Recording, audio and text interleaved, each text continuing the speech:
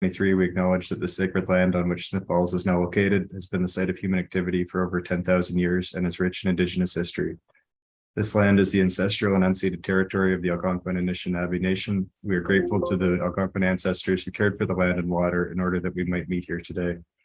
We are grateful to the Algonquin people for their contribution in the making of the Rideau Canal, which runs through Smith Falls, and we're mindful of broken covenants and the need to reconcile with all our relations. Together, may we care for this land and each other, drawing on the strength of our mutual history of nation building through peace and friendship, being mindful of generations to come. So we will now open the special committee of the whole to hold a public meeting under section 26(3) of the Planning Act. The purpose of this public meeting is to introduce the upcoming official plan update to the community and provide an opportunity for members of the public and stakeholders to tell us what they would like to see in a new official plan. The official plan is the guiding policy document that outlines council's and the community's vision for how we will grow and deliver over the coming 20 to 25 years. The official plan identifies the areas for residential development, commercial development, and other land uses, and establishes policies that guide council's decisions regarding housing, downtown, transportation, and many other items. I will now pass the meeting over to our senior planner, Carl Granke, to give a brief overview of the project and the consultation that's underway.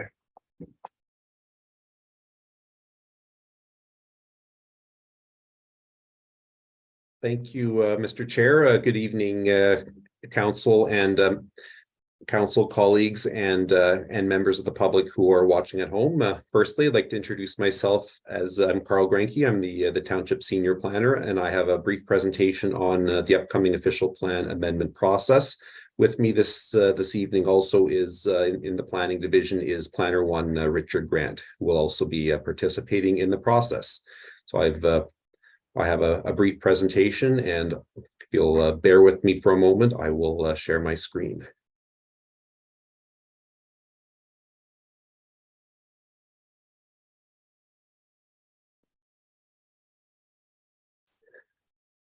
Thank you. So this can you see this, Mr. Chair? Yeah, that's great, Carl. Okay, thank you. So this at this point, the town is beginning the process of undertaking an official plan, an update to our official plan. So as Councillor McGuire had noted, the official plan is a foundational document in the town. It's a very important policy-based tool that outlines how we want to see the town grow and develop over the next 25 years. So we are at the very beginning stages of undertaking an update to the plan. The current plan was adopted by council in 2014. It was based on a land need study that forecasted a fairly modest rate of growth between 2014 and 2034. We're there essentially right now. We've essentially surpassed that over the last couple of years. So council has asked that we begin updating that plan. That's going to certainly align where we are right now with where council and the community wants to be over the next 25 years. So an updated official plan will incorporate some of the plans that the council's adopted in the last couple of years, including a new Parks and Recreation Master Plan and an Active Transportation Master Plan. Those are key vision documents that can be implemented in the new official plan. Also conform to provincial growth policies and legislation, such as the provincial policy statement that's been updated once since the current plan was adopted, and we're expecting a new PPS to come forward later on this year, and also identify areas of growth and development over the next 25 years. Later this evening, council will be hearing a presentation on a land need study that includes some forecasts for the next 25 years, and as well as a recommendation that the town needs additional service land to accommodate residential and non-residential development over the next 25 years. So that land need study has identified the need. The official plan update and council's decisions arising from there will determine where that growth actually will occur. So this is the very first step of that process. and also make sure that as we do plan and grow and develop in the future, that it's done in a way that aligns with the council and the community's objectives, and the plan that identifies what do we want to see in residential, commercial, and institutional development. What's important to the community. So the purpose of today's meeting is essentially a set the stage a little bit. We'd like to build awareness of our intent to update the official plan, publicize the consultation survey, which will be used to gather public feedback, and set the stage for the next part of the process, which is actually developing the policy and amending what we have now. So this public meeting here is the first of many touch points. There will be many opportunities over the next number of months for residents to get involved and offer feedback, especially as policies actually do get developed.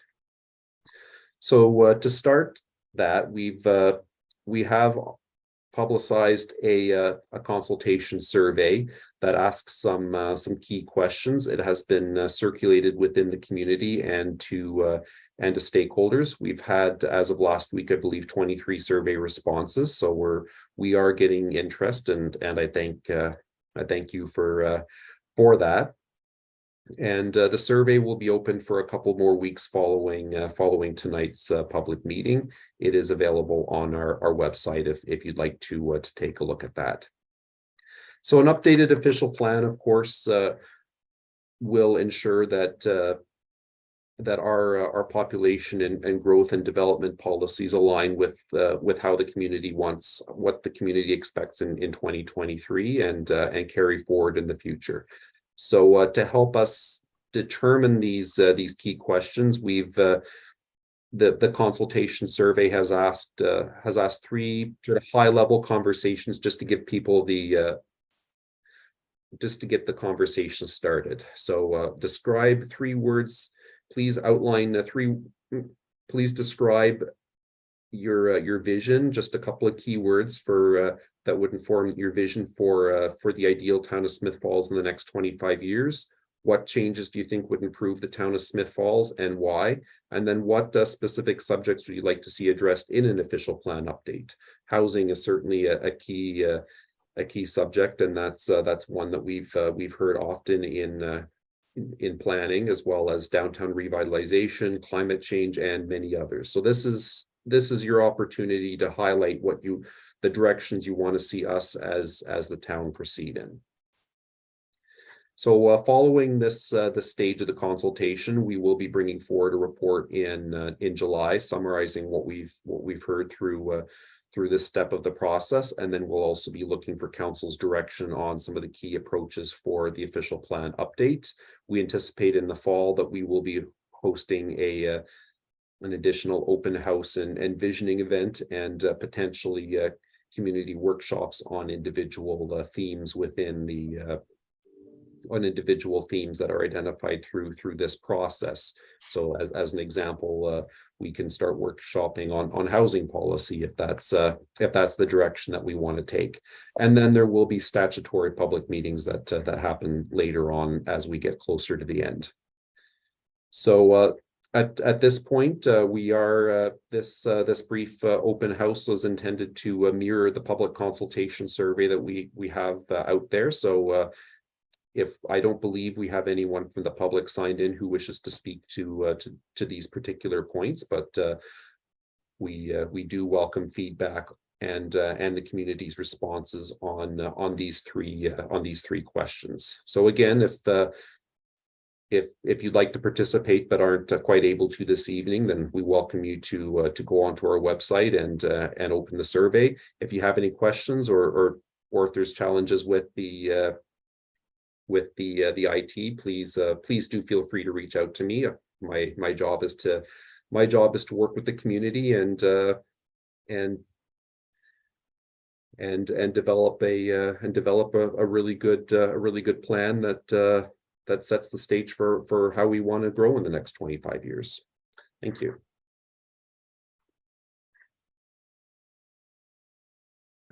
Great, thanks, Carl. Are you looking for feedback from committee tonight as well, or is this more for the public to fulfill that obligation?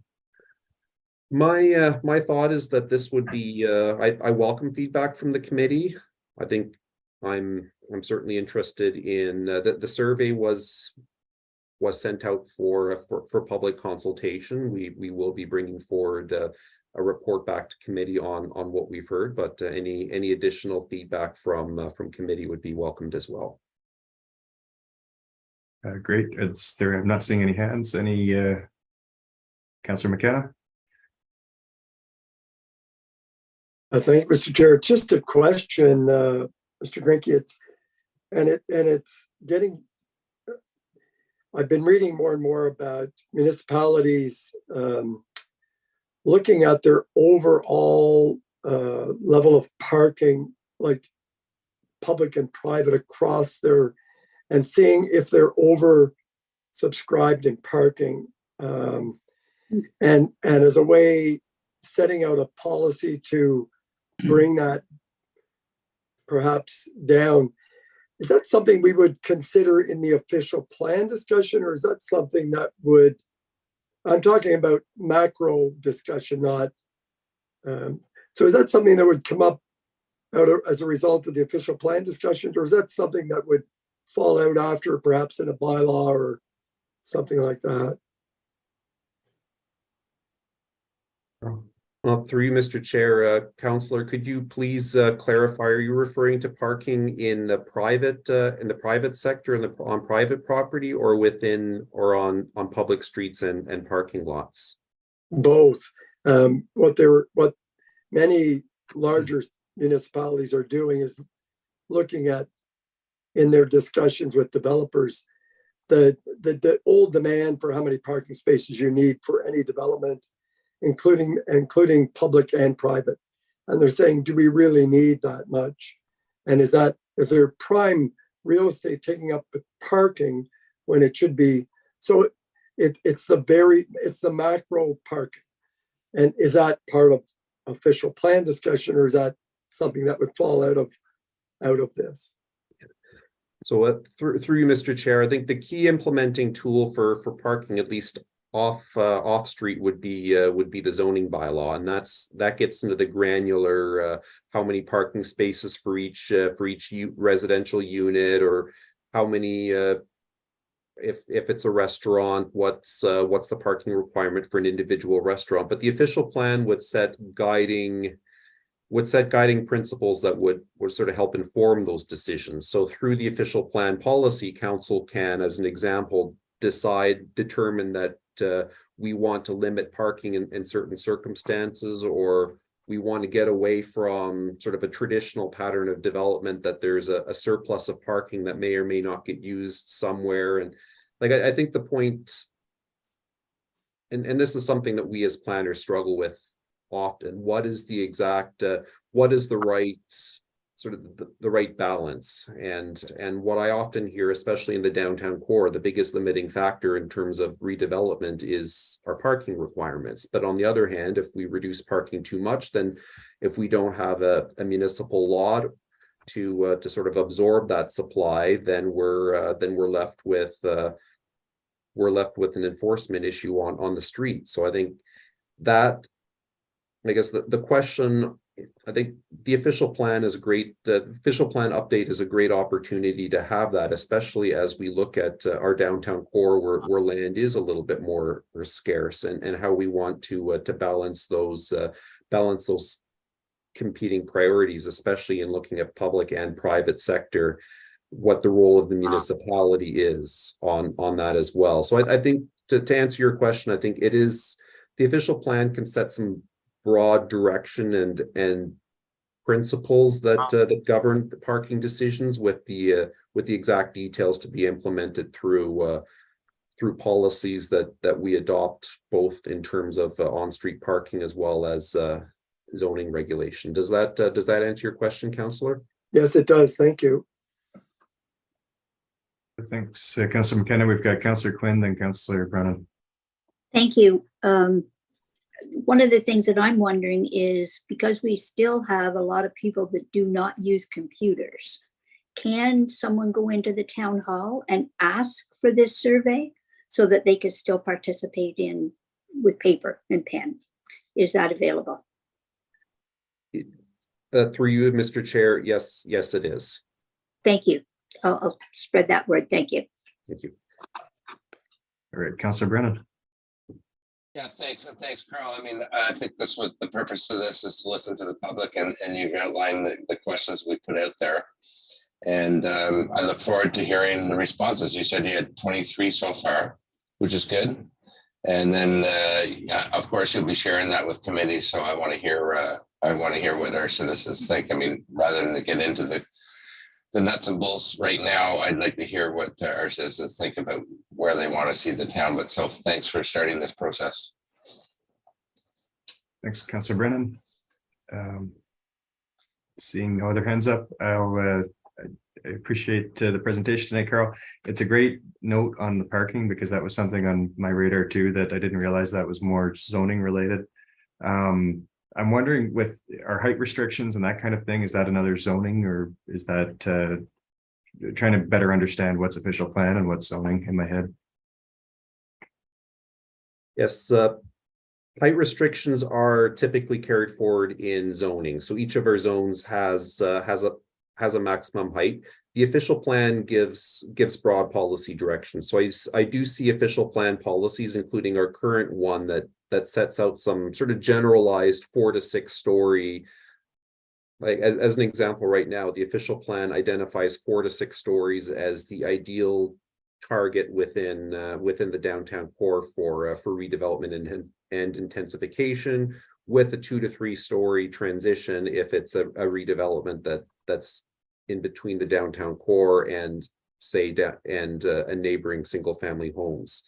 So that's a broad direction and rationale that's provided in the plan. The plan outlines why what they're trying to achieve with that, but then that's actually codified in zoning. So if we get a building permit application, they need to meet the zoning bylaw. So typically the two of those would go hand in hand. The OP would outline what we want to see and why, and then the actual the chapter, verse, and specific rules would be carried forward in zoning.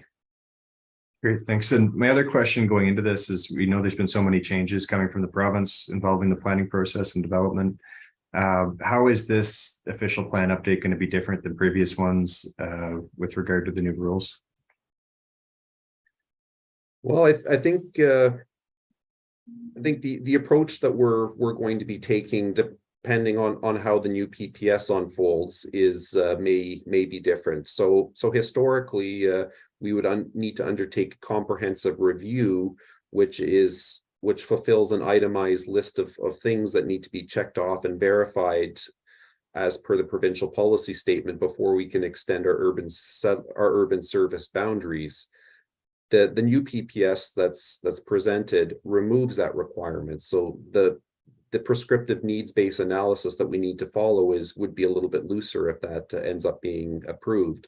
Like, broadly speaking, in terms of the procedure, the consultation, those requirements haven't meaningfully changed. The Planning Act requirements are fairly minimal in terms of the number of open houses and how that's done. And certainly it's a matter of good practice that we exceed those minimums and do a lot more consultation than as set out in the Act. And I think those are and those approaches I will be reviewing with council in the follow-up report, and exploring the options and approaches that we can take in the directions that you can give. One option council may want to do is consider even pausing the official plan update until the new PPS comes into effect. But I think my sense is there's enough important work and time-sensitive work that we want to undertake that we may want to at least keep on working on the background of this in order to keep the process moving. But we'll have those sort of the operationalizing and implementing the actual work. The expectation of staff is that we will be discussing that with council in a follow-up report in July. Great, thank you. Last call for questions from members of the committee. Councillor McKenna.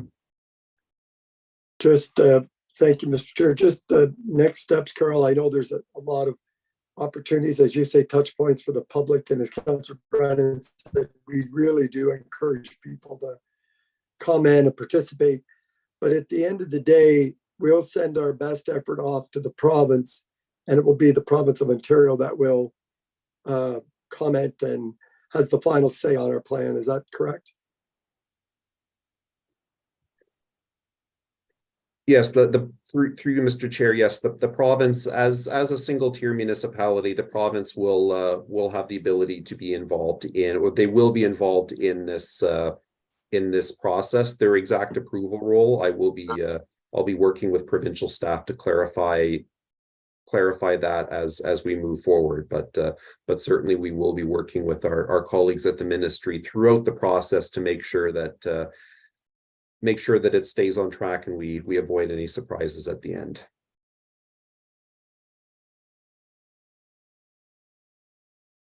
Great. Seeing no other hands up, I'd like to thank our senior planner, Carl Grenke, and our town planner, Richard Grant, for joining us tonight. Any participants or residents who would like further information regarding the official plan update or to participate in future meetings are encouraged to reach out to the planning staff. This concludes the public meeting portion of the committee of the whole meeting. Great, and thanks for that script, Carl. So with that, I'll entertain a motion to adjourn. Moved by Councillor Robinson, seconded by Councillor Quinn. All those in favor? So that's carried. So we'll stay on for the regular committee of the whole meeting as I change my agendas here.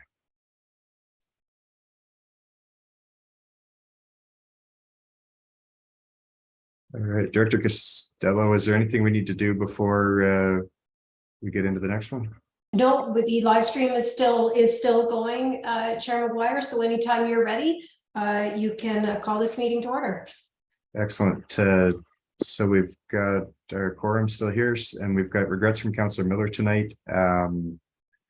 And we'll start with our land acknowledgement again for meeting number 2. So on June 5th, 2023, we acknowledge that the sacred land on which Sniff Falls is now located has been the site of human activity for over 10,000 years and is rich in Indigenous history. This land is the ancestral and unceded territory of the Algonquin and Anishinaabe Nation, and we're grateful to the Algonquin ancestors who cared for the land and water in order that we might meet here today. We're also grateful to the Algonquin people for their contribution in the making of the Rideau Canal, which runs through Sniff Falls, and we're mindful of broken covenants and the need to reconcile with all our relations. Together, may we care for this land and each other, drawing on the strength of our mutual history of nation building through peace and friendship, being mindful of generations to come. Thank you for joining us tonight. We'll start with amendments to the agenda. Seeing none, disclosure of monetary interest.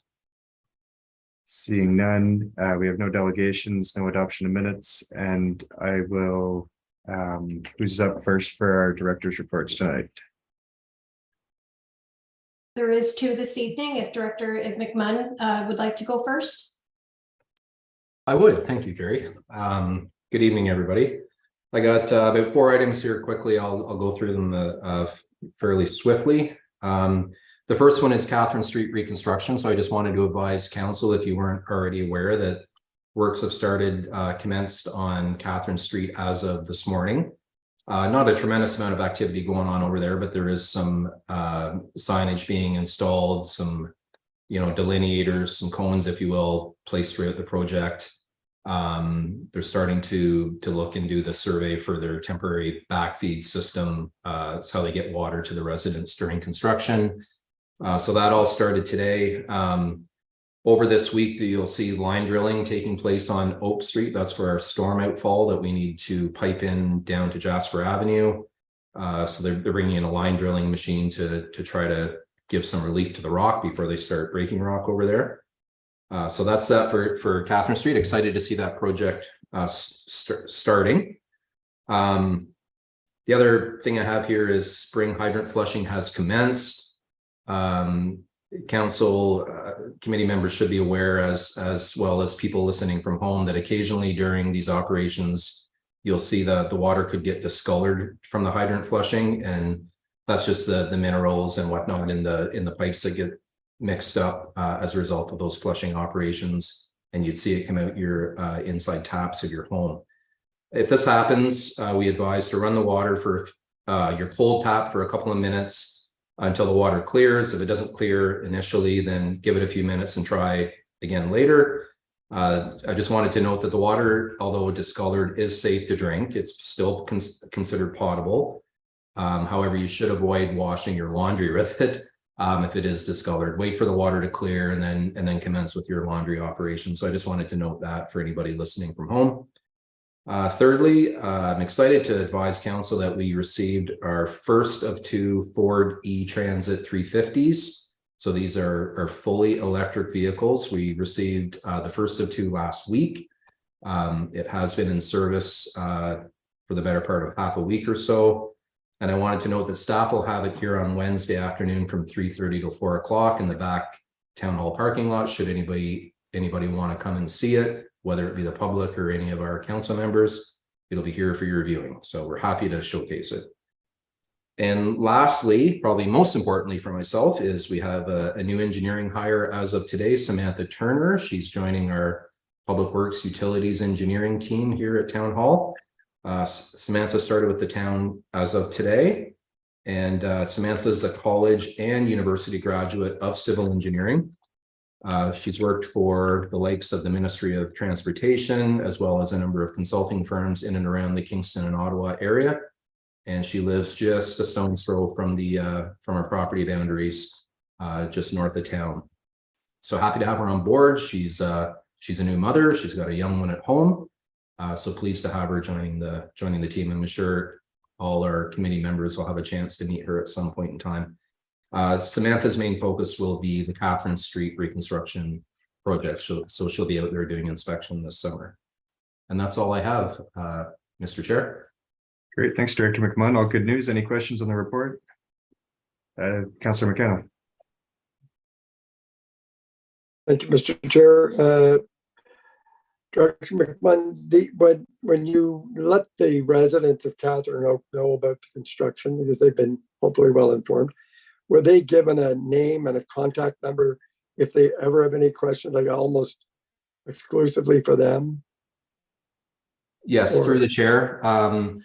So the town has issued a letter last week just advising of the work. So there's contact information on there for Samantha Turner, her email and phone coordinates, as well as the contractor. So Campbell's Trucking, they issued a similar letter following ours with their main point of contact, which is their general manager will be the main point of contact, whether it be during or after hours. Yeah. Great, thank you. Thank you. Great. Seeing no other questions, thank you very much, Director McMahon, and a warm welcome to Samantha. And we'll move on to our next director's report.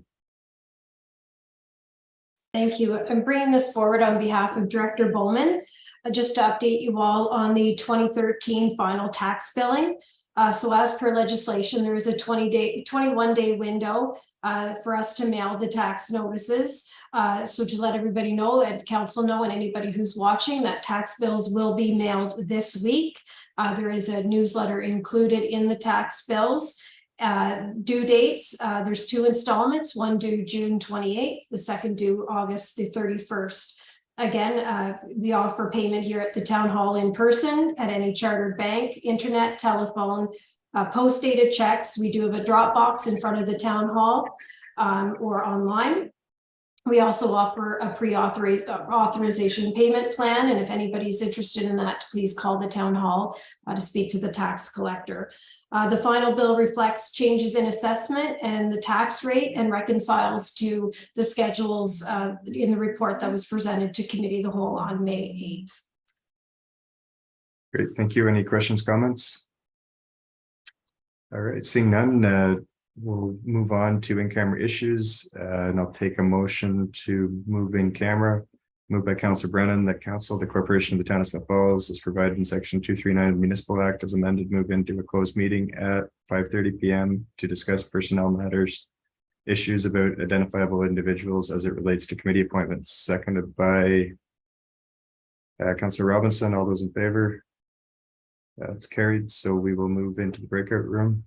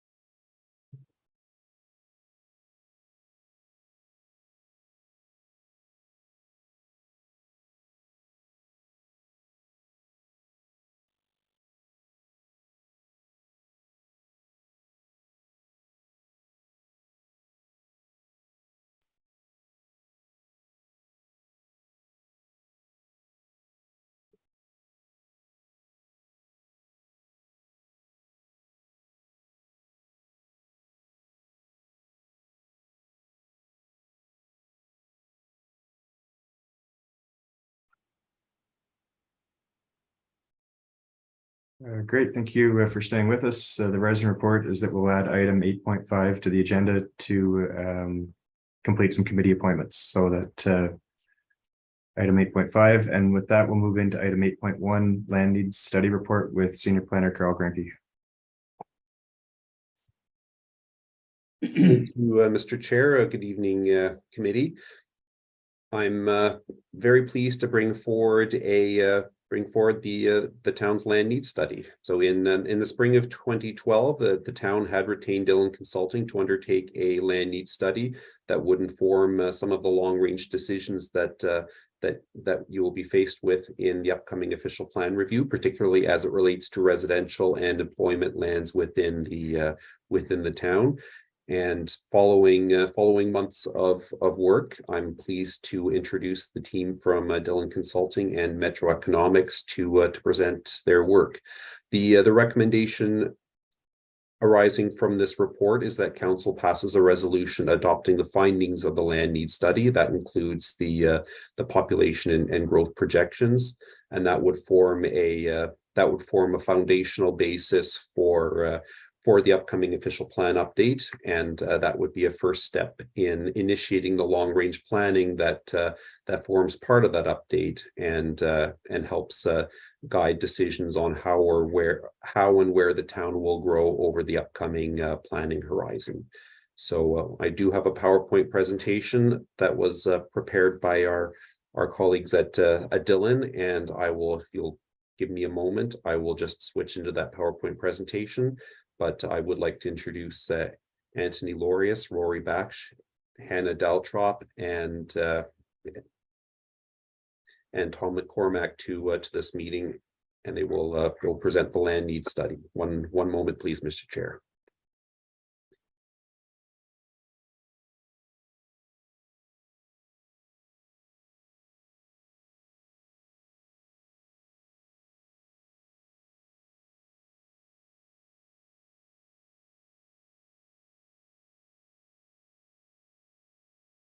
Okay, can you see the presentation, Mr. Chair? Yeah, that's great. If you wanted to put it on the slideshow mode, it would be a bit bigger though. Okay, one moment, please.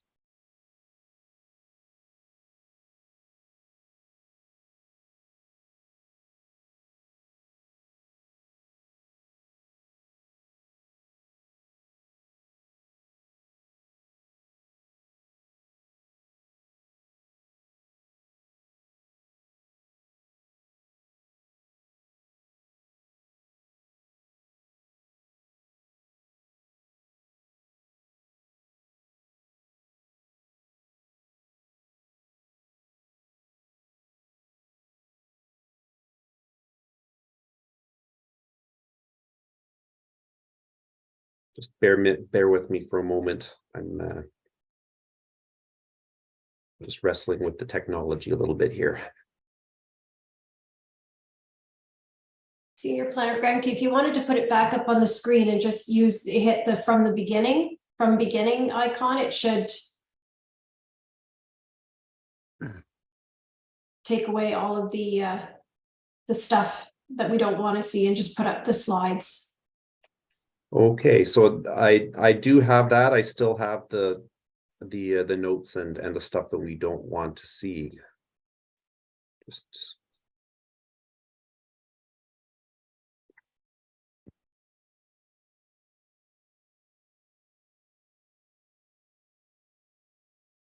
I think we have it. Just give me a moment here.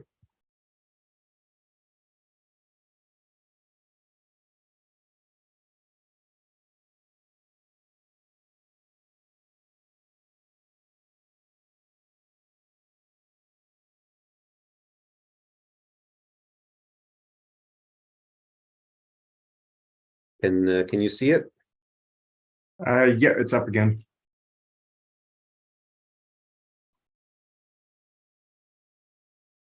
Maybe just go over to slideshow at the very top there, Carl. Yeah, keep going over. There should be a tab. Yeah, keep going. Should be right beside animations. It's another tab. Yeah, there you go. Okay. And from the beginning. Sorry, the Zoom taskbar. Oh. That's some of those tabs there.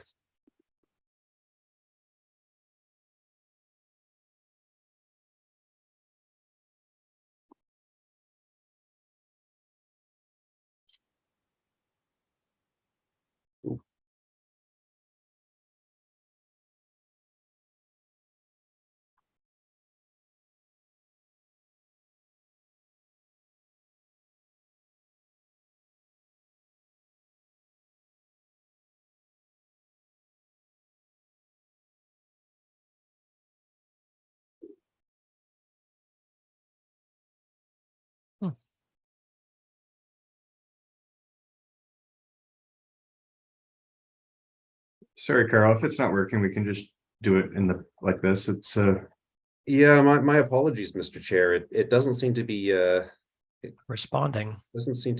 toggling well with the Zoom here. What about the screen at the bottom? Beside the slider? In the very bottom right-hand corner, there's a pull-down screen. If you click on that. Over to the right, 1, 2, 3, right there. Nope, that one. Click on that. No? Huh. Okay, sorry. All right, we may have to proceed this way. My apologies, Mr. Chair. Wow. it's okay. Sorry, I brought it up.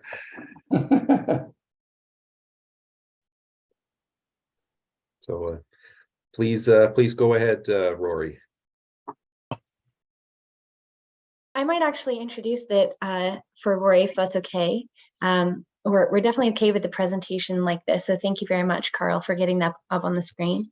Good evening, everyone, and welcome to the presentation of the land needs analysis that our team has been working on with the town of Smiths Falls for about a year. We're so pleased to be with you tonight to present our report. I wanted to note before we dive in that over the life of the project, we have had a few different opportunities for stakeholder and public consultation, and during which time we did receive feedback and comments. So while we don't explicitly address those, we do speak to them throughout the presentation, and we speak very directly to them in the appendix of the final report. So if you can go to the next slide. Thank you. I'll just quickly introduce our team. So we do have Anthony Lorius, our senior planner and land economist from Dillon Consulting.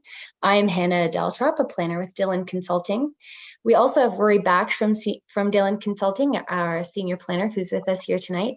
Thanks for coming, Rory. And we also have Tom McCormack, an economist with Metro Economics. So I'll just quickly give you the agenda for today's presentation. So Anthony will address Canopy's closure and consolidation, which was included in the report as an addendum. Anthony will go over what a land needs analysis actually is. Tom will go over the growth forecast he did for the project, and then Tom will pass it back to Anthony, who will go over the land needs for the town of Smiths Falls, our observations and policy directions, as well as key issues and next steps. So thank you. I'll pass it to Anthony. Great. Thanks. Can everyone hear me all right? Yes. Excellent. Well, good evening, everyone. It's a pleasure to be here to discuss the results of the land need analysis. As Hannah indicated earlier, we have had some feedback on the approach and some preliminary results. So we explain that in the addendum to the report, and I'll also speak to some of those comments as we go through the presentation here on the results. Probably the best place to start is with some of the comments that we received on some more recent events to do with Canopy's closure and consolidation. As I'm sure everyone around the table is well aware, earlier this year, Canopy announced substantial downsizing of their operations, which is occurring amidst what I would say is probably a broader industry reorganization. Based on our research, total employment has declined from a peak of, I mean, it's difficult to know exactly what the numbers were, but we understand it to have declined from a peak of about 1,800 jobs down to 1,500 jobs by 2023. And that's anticipated to ultimately drop down to 350 jobs, and they'll be leaving the existing facility. We have an addendum at the beginning of the report that addresses our view on Canopy's closure, which is, I think it's important to clarify that while the closure and the consolidation, there is no question, is a difficult and an unfortunate event for the town. From a land need perspective, we still remain of the view that the long-term economic and demographic outlook is extremely positive for the town, given its location within the broader regional structure, and that even though we have lost these jobs at the Canopy facility, it's the experience of most other communities throughout Southern Ontario, at least, that the economy will recover, the sectoral composition will continue to evolve, and those jobs will be generally recovered over the period. We take a long-term view out to 2046, so it doesn't necessarily mean that because we've lost say 1,000 jobs at Canopy, that necessarily means that we're going to knock 1,000 jobs off the 2046 employment forecast. So I'm going to ask Tom to, as Hannah noted, speak to the employment forecast in a bit more detail later. But maybe, Tom, if you could just provide a few thoughts on the long-term economic outlook and how we feel the Canopy closure, although unfortunate, kind of still fits into a broader positive story here. Yeah, I'll elaborate on these views in a couple of minutes when we've got some charts in front of us that are related.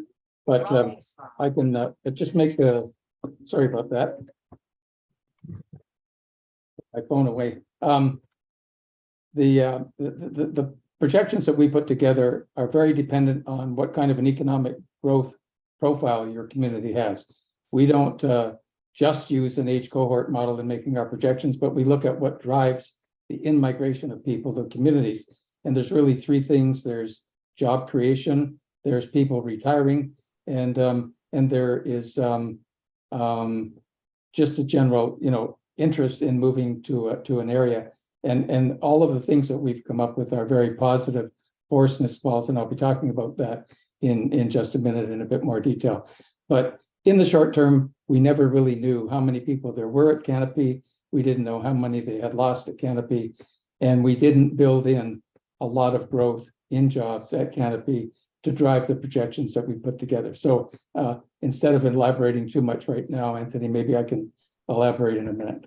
Yeah, that's great.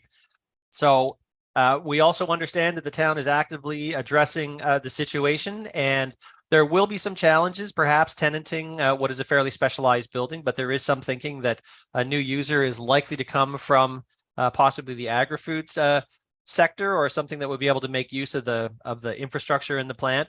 But again, even if the facility is not filled necessarily immediately, or it takes some time to find a new tenant, the economic fundamentals and expectations for job growth over the period generally apply.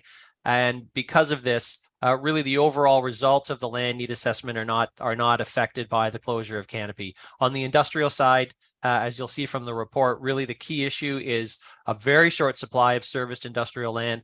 We've also identified a need for new greenfield lands for residential, and part of this is based on the expectation that the recent period of very high apartment unit and row house construction, in large part driven by the Canopy labor force requirement, since that is sort of moderated a bit, we do expect housing demand at least is going to return to a somewhat more typical pattern of housing growth driven by proportionally more demand for ground related housing, which are the single and semi-detached forms. And that's kind of the path the town was on historically prior to Canopy arriving. So with that quick addendum, if we can go to the next slide, please, Carl. What is a land needs analysis? Well, put simply, the land needs analysis is a comparison of forecast demand to the available land supply to reach conclusions on the need for new lands to accommodate growth. And we've shown the main components of the LNA on the chart. We have the residential intensification target, which is in the current official plan, which is for 25% of new units to be accommodated within the targeted growth areas. There is the greenfield residential component, which is the location of most new ground-related housing growth, which are single and semi-detached forms. We have greenfield employment, which is the location of most new industrial type growth, sort of factories and warehousing and distribution and manufacturing, which we'll talk a little bit more when we get to the employment section. Commercial land needs, which is a combination of existing designated vacant lands plus new commercial space, some of which happens to be vacant at the moment, and that shifts over time. And then similarly for institutional land needs, we have existing and new areas that are considered in the LNA. At the end of the day, The main output of the analysis is to identify the extent of urban expansion that is required based on a number of assumptions that we will go through to accommodate growth over the forecast period, which in this case is out to 2046. We can skip to the next slide, please. So included in the LNA are a number of components. We obviously have a growth forecast, which is the basis for the LNA, which is a forecast of population, employment, and household growth, which Tom is going to speak to in a minute.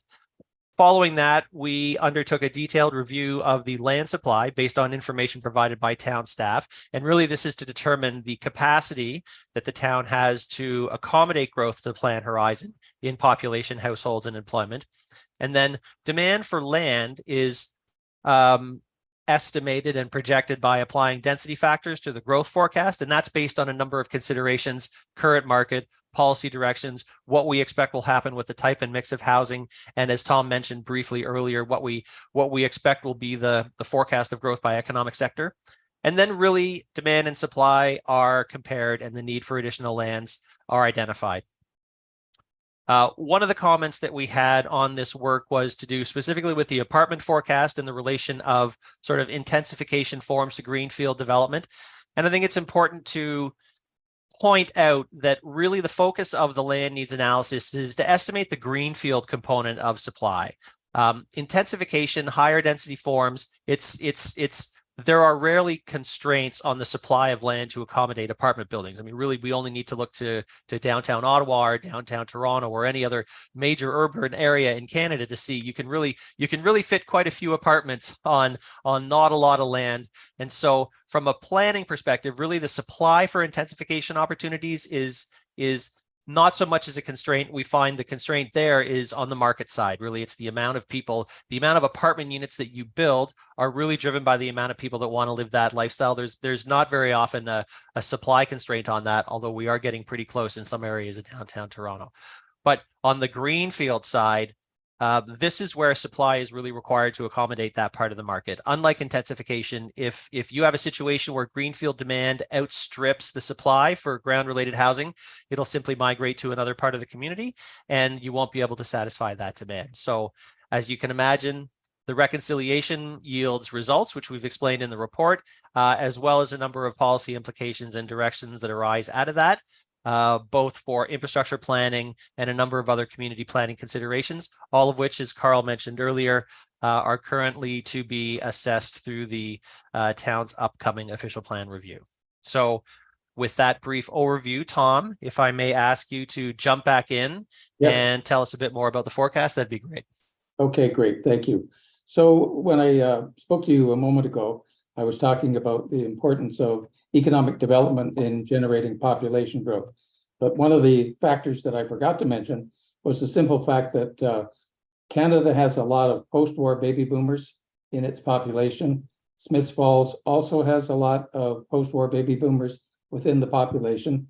Those folks are now approximately 55 to 75 years of age. And in the chart on the left-hand side of the screen, the blue line shows the percentage share of Smiths Falls population in 2021, it should read, compared to that of Ontario. Smiths Falls has a relatively higher share of post-war baby boomers in its population. There's nothing wrong with that, but what it does mean is that your labor force also reflects the fact that it's relatively older than a lot of other places. There's a lot of baby boomers Canada-wide that need to be replaced because they're going to be retiring. They're already retiring. And as they're retiring, they need to be replaced. They didn't replace themselves because the fertility rate dropped in the mid-60s and it stayed low ever since. So what we are doing is increasing the inflow of people to Canada from the rest of the world. The federal government has increased the immigration numbers steadily for the last couple of decades. You've probably read how much they're going to be increasing them even more in the next little while, all of which means everywhere in Canada, we're going to grow a lot faster in the next 10 to 15 years than we have for quite a while. And then things are going to slow down. And Smiths Falls is going to benefit from that post-war baby boom retirement phenomenon, just like everywhere else in the country. Now, over and above that, I, as an economist, feel that the economic base of communities is an important driver of potential economic growth. And we have a methodology here called a location quotient method that can parse the information about jobs by industry in your community into those that are the ones that are driving your economy and those that are serving your local population. The table in the middle shows that out of the total of about 5,300 jobs that existed in Smiths Falls in 2021, almost half of them are accounted for by economic-based industries. This is a phenomenal share. Most places at best can talk about 25% of the jobs in their communities as being determined by their economic base. Over and above that, your economic base is very diversified. Yes, you have jobs in manufacturing and other industrial pursuits, and those account for about 940 out of 2,300 economic-based jobs. But tourism is a very, very important segment of your economic base, and so too is the healthcare sector, which means that your healthcare sector is bigger than the people of Smiths Falls themselves need to take care of them, and that you're taking care of a lot of folks that live nearby who don't have the expertise that's available in your healthcare sector to take care of them. Now, what this all means is that you have a very diversified economy. And as the chart on the right-hand side shows, the blue bar at the bottom, which is the expectation we have between now and 2046 for industrial jobs, is pretty modest. And of course, Canopy falls into that category. We have not expected that to be the driver of economic-based jobs in your community. What is driving them is the tourism sector, which is the green section, and the purple one is the healthcare sector, both of which are the key drivers in the number of economic-based jobs that are going to be taking place in Smiths Falls. Now, we could be wrong about the manufacturing side. There could come a roaring back of manufacturing jobs. Your community is used to seeing ups and downs of companies coming in, companies leaving, new companies replacing them, and that could yet be another phenomenon that you see in the future. We haven't assumed that that's going to be the driver of your growth. All of this is in support of the fact that we believe that the population of Smiths Falls is going to continue growing. I don't remember the numbers off the top of my head.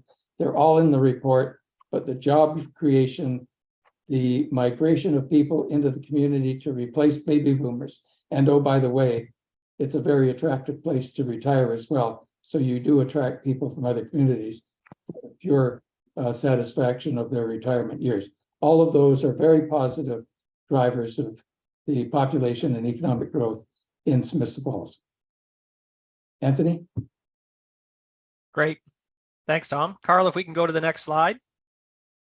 So moving on to the details of the analysis, and the way that we have structured this is we've replicated the tables from the report so that it hopefully is easy to track if you're going back and forth. And beginning with the household forecast, the first step really in the LNA is to translate the population forecast into household growth, which will eventually is compared to supply, and then conclusions are reached on land need. And you can see in the table, which is table 2 from the report, the total forecast growth over the period to 2046 is 1,380 new units. And we've shown the forecast housing mix over the entire period as about 55% singles and semis, 20% rows, and 25% apartments. Now, some of you might be noticing right away that, wow, that's a much different mix than we've seen over the last little while. And the reason is, again, because we're taking a somewhat longer term view here, and we expect that housing demand will return to somewhat more sort of like historically consistent patterns. And the way we've done that is we've taken the forecast housing mix that's based on the current development charge study out to 2031, and then we've returned that. So we maintain high rates of production for apartment and row houses out to the period to 2031. And then we return that to a bit more of a typical mix with more ground related housing over the period to 2046. So it's sort of a 2-stage distribution, and it results at the bottom there of a forecast of about 760 singles and semis, 275 towns, and about 350 apartments, which adds up to the total 1,380 units. Sorry, pardon me, Tom, I just made the oversight that you did. Forgiveness. I think it's important to point out that the forecast for apartment units, as we've shown here, there's an adjustment that we make a little bit later on where we actually increase the forecast for apartments, but it represents about 30% growth from the 2021 base, which is roughly 1,265 apartment units of all types as measured by the census. I think as to some of my earlier comments about intensification in greenfields, it's important to point out that this does not represent a cap or a limit on the number of apartment buildings or apartment units that can be built in the community. This is sort of the structure of the analysis that we use to estimate what's a reasonable amount of demand for greenfield lands, again, as a structure for the OP review and changes to be made going forward. So although this is a forecast, yes, of housing unit growth over time, things can change, and in no way does it represent a cap on the number of apartment units that are to be built over the period. We can go to the next slide. In terms of the available supply, that is either in plans or designated to accommodate growth. The supply estimates, as I think Carl mentioned earlier, are based on information on specific unit counts provided by town staff. And Richard in particular was quite helpful in putting these together. So thank you, Richard. And those are shown in the table to the right. And we can see that we have approximately 644 units within active plans. We have about 54 units on remnant greenfield sites, which are scattered throughout the community. And then we have a small number of single attached infill lots within the targeted growth areas. We did receive some comments about a number of large apartment building projects that were either under construction or completed sort of in recent years. And some of those projects are prior to 2021, so they would be captured in those 1,265 units. But other than that, you can see under the apartment category, we have 268 units under construction. Interestingly, nothing at the time of writing in pending approvals or applications in process. So the large apartment projects that are part of the planning horizon are accounted for into the analysis.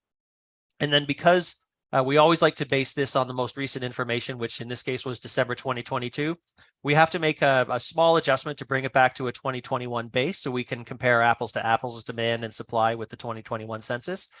And that adjusted supply is shown at the bottom of the table, approximately 762 units, which is the supply that would have been in place in mid-year 2021 to be compared to the demand forecast over time.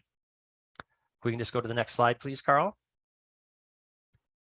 So recall when we were talking about the components of the land need assessment, there was the intensification target of 25% of units within the targeted growth areas. When you run the numbers, you can't simply apply a straight market-based forecast to a situation that has a policy construct on it because there's not enough land within the targeted growth areas to accommodate the full range of demand as we would expect. So we do have to adjust the housing mix somewhat to include more medium and higher density forms to reflect that.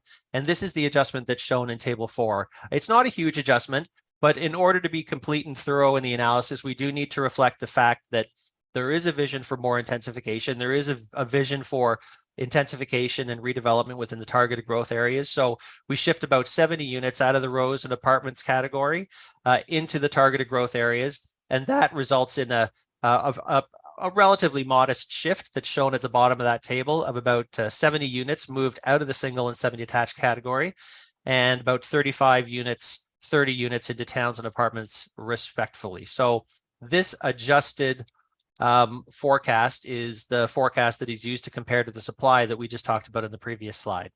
So if we can go to the next slide. When we reconcile the demand and supply for greenfield lands, what we find, and this is the case in I would say most all of the work that we've ever done on the land needs side, we find that there is not a sufficient supply of ground-related housing forms, which are the single and semi and townhouse forms, but again, no constraints to accommodate apartment demand. Depending on how the market unfolds over time, there is more than enough supply currently designated in the greenfield areas to accommodate apartments.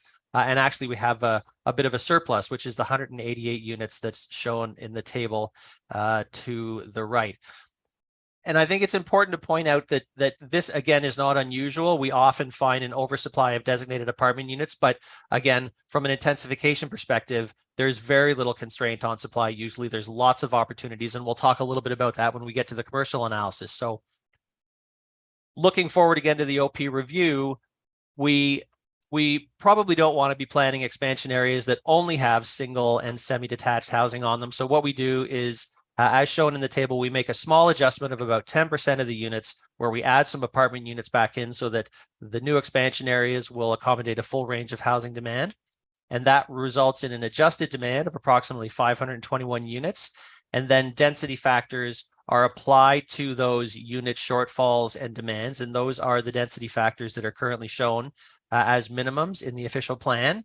And what that generates is a net land need, which is shown as a total of 18.8 hectares, which is just the area of the house, the area of the building, and the building lot. And of course, we know that in new residential communities, there are more than just houses. There's parks, there's open space, there's pathways, there's commercial uses, some institutional uses. And so what we do is we adjust that net demand by a remarkably consistent factor across Ontario of about 50%, which provides for us the total gross residential land need of approximately 37 hectares or 93 acres, which is the amount of lands that would the amount of greenfield lands that are required based on this analysis to accommodate growth over the period to 2046. We can go to the next slide. So then on the industrial land side, the first step again is to forecast the job growth that we expect to occur in sectors that are typically located on industrial land.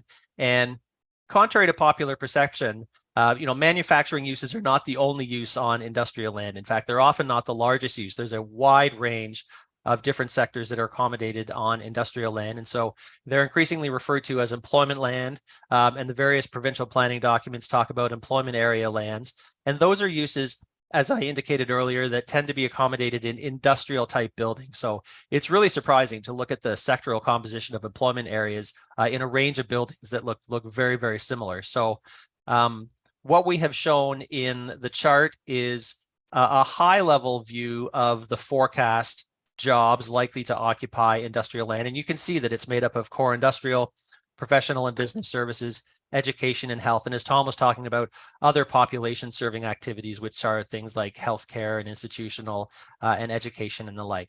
So overall, we expect there to be a relatively modest growth, but across a wide range of sectors of about 420 jobs on future industrial lands in the city. We can go to the next slide.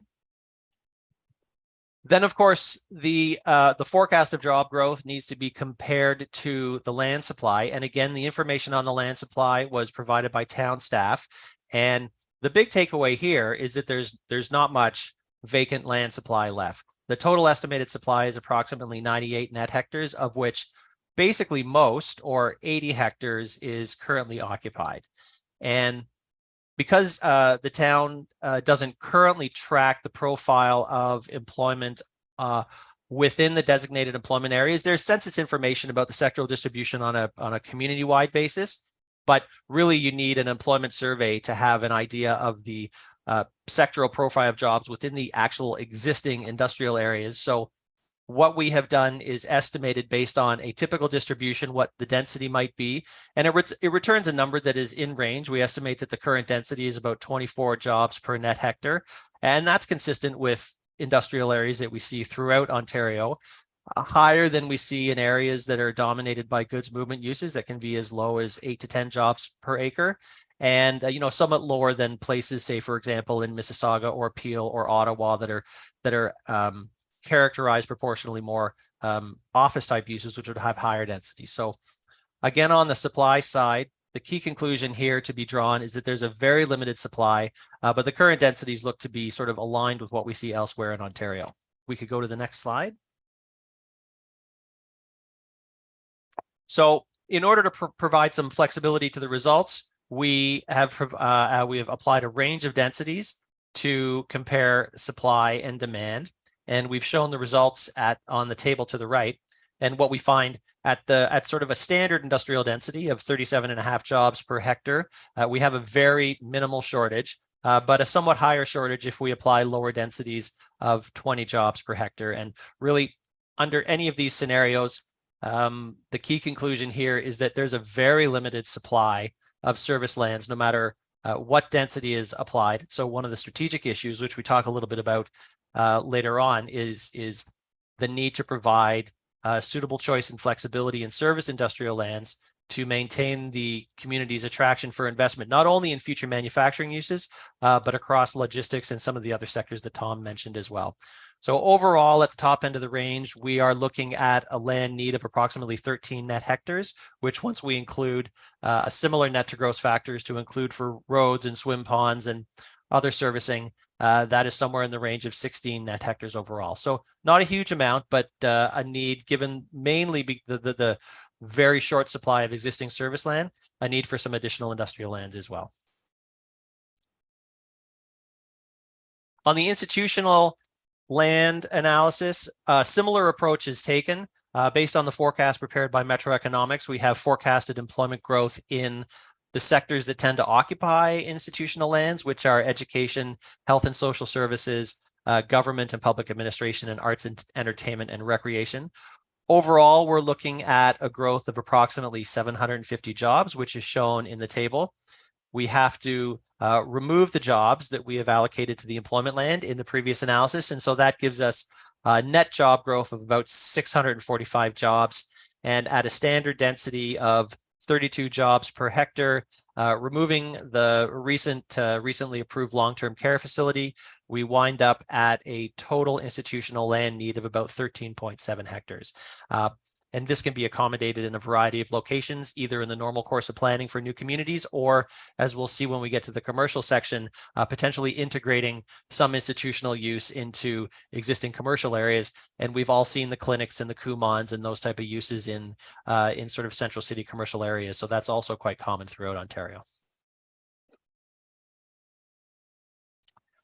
On the commercial land needs analysis, we have relied on work that was prepared by Urban Metrics in 2021, and we do a lot of work with Urban Metrics. I know the partners at the shop, and they do great work, and so we're comfortable with the conclusions of their analysis. It is getting to be a little low in the heel, especially with the sort of tumultuous economic situation that we have emerging from COVID, and with interest rate with high interest rates still affecting purchase power and a lot of uncertainty about the future. But in an order of magnitude sense, the conclusions of the work prepared by Urban Metrics are pretty clear. They've identified a total vacant supply of land that accommodate commercial uses of about 66 acres and a total demand of about 7 acres to 25 years, or over the period to 2046, about 18 acres of land. So according to the Urban Metrics analysis, which we're comfortable with, there does appear to be a surplus of, say, 50 acres or about 19 hectares over the period to 2046. But again, this does need to be viewed with a little flexibility. Circumstances can change. A major retailer could come to town. There could be a resurgence in a major manufacturing use that would bring additional retail activity.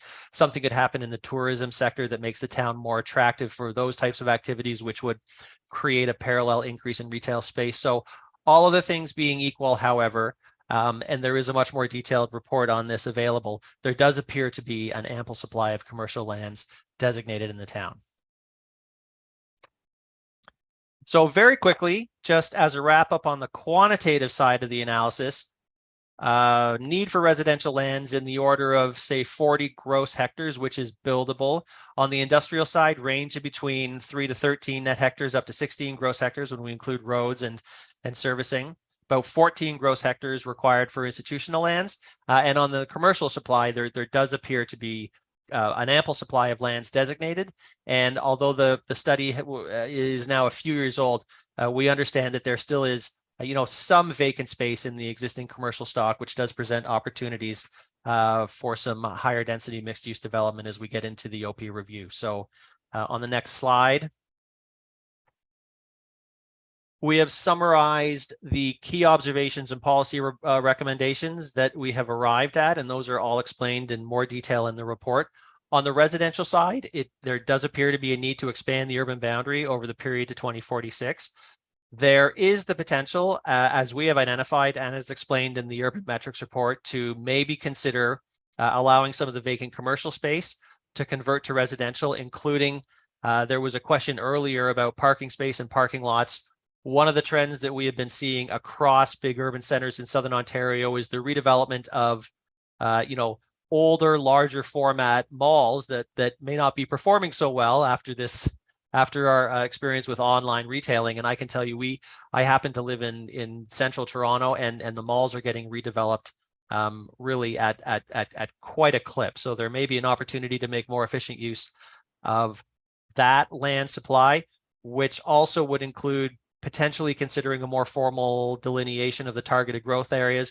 We talked a little bit about height targets and density targets relative to the current intensification targets. So these are all things on the residential side that could be considered through the OP review. On the employment and the institutional side, again, notwithstanding debates over what density assumption we should use, and how much land that translates into. The strategic issue is that there really is basically no industrial land left. If a large user were to come to town and say, we need 25 acres of service land, you would have a hard time likely satisfying that request in time. So notwithstanding discussions about what the actual number is, the real strategy issue here is that you probably need a new business park. And that can involve a number of things: determining the suitability of existing sites, considering a dedicated area for industrial uses. We've also suggested that the town might want to consider initiating an employment survey to help understand the economic base of the town, and also integrating the institutional policies to determine the specific approach to be taken in the new OP. On the commercial side, there may be some consideration given to addressing surplus commercial space, and I understand that the town is currently considering a number of directions and proposals to do that, including mixed use in neighborhood serving commercial sites, taking steps to address the downtown vacancy and smaller unit availability. And again, as part of the employment, industrial, and commercial consideration, some options for institutional, which could take the form of mixed use in the corridor commercial and neighborhood serving commercial designation. So lots of opportunity for new land designations, and maybe taking a closer look at where better use of the existing urban land supply can be achieved through changes in the OP review.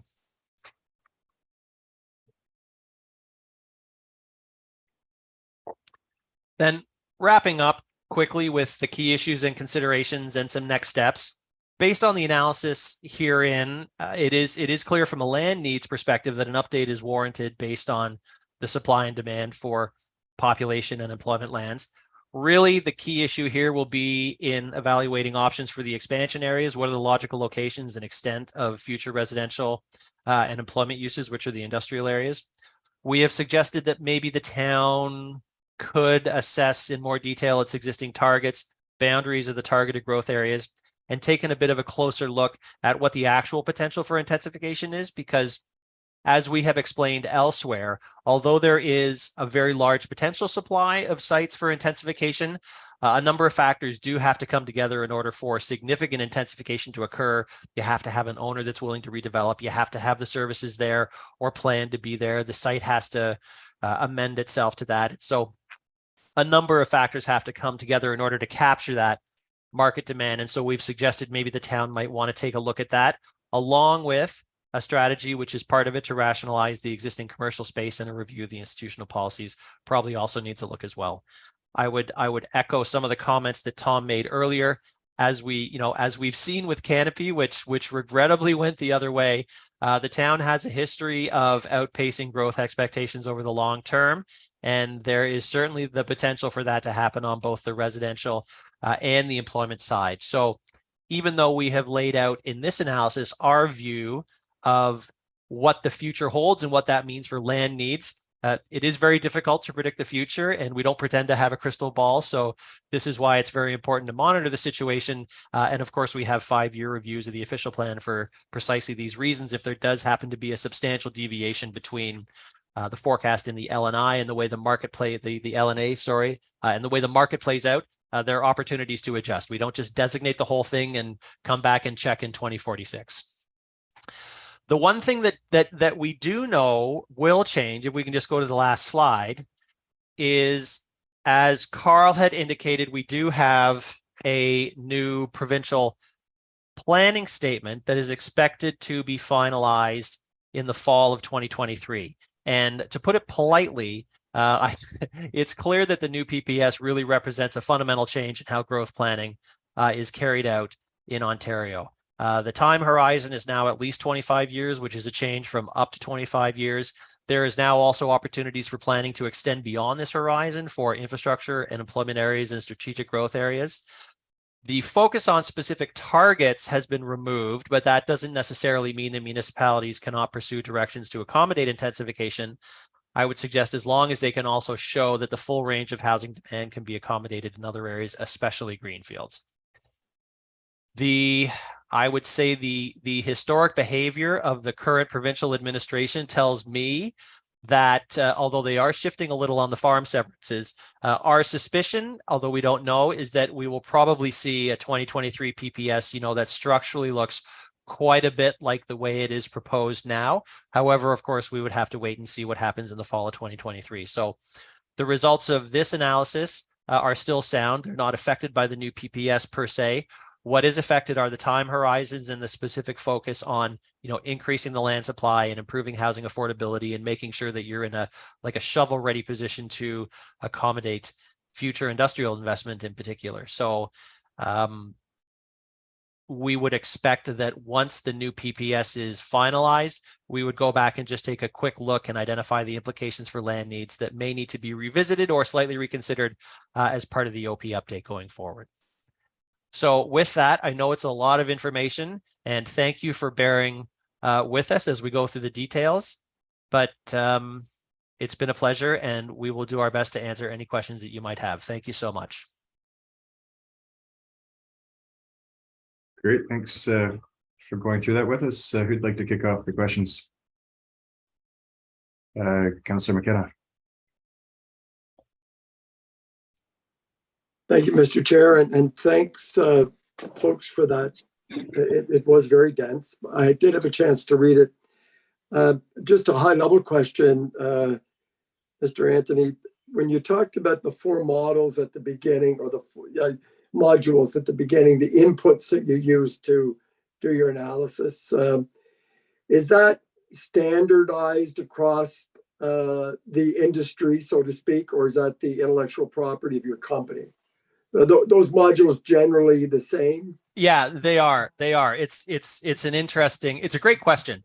It actually goes right back to the 1985 projection methodology guidelines, which I don't know if I should admit this out loud. I still remember those. And that was interestingly enough, that's the method that sort of became the industry standard.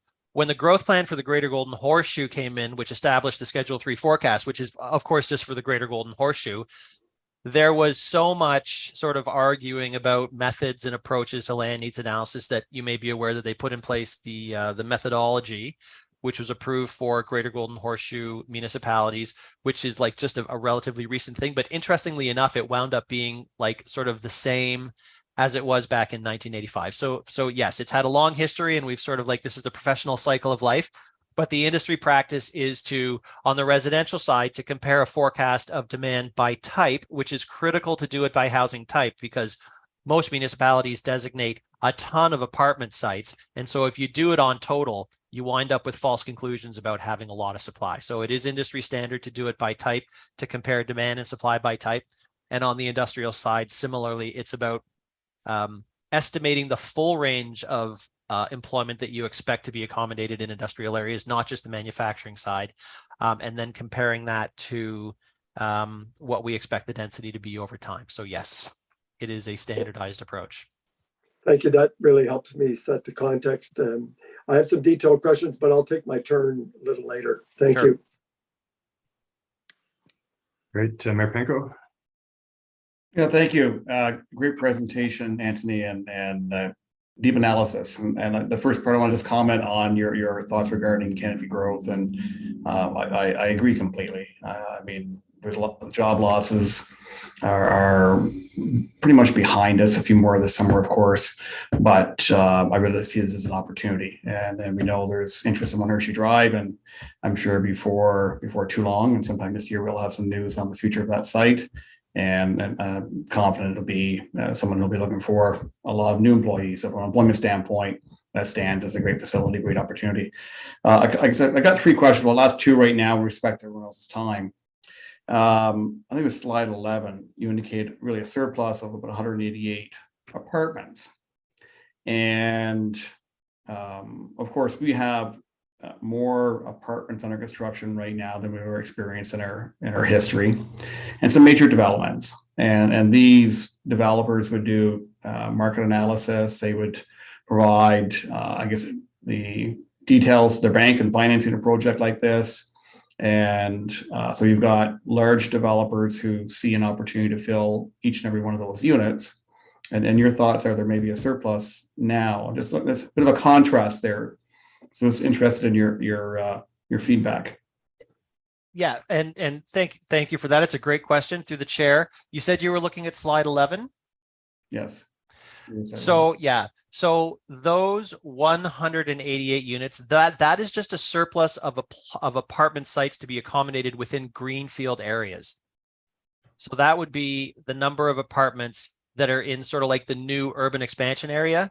It doesn't take into account apartments that are going to be built elsewhere in the community, either in the targeted growth areas or in other forms of intensification. And if I look at the the big apartment projects that have recently been completed, they're all in sort of like an intensification format. So that surplus is only for the expansion lands.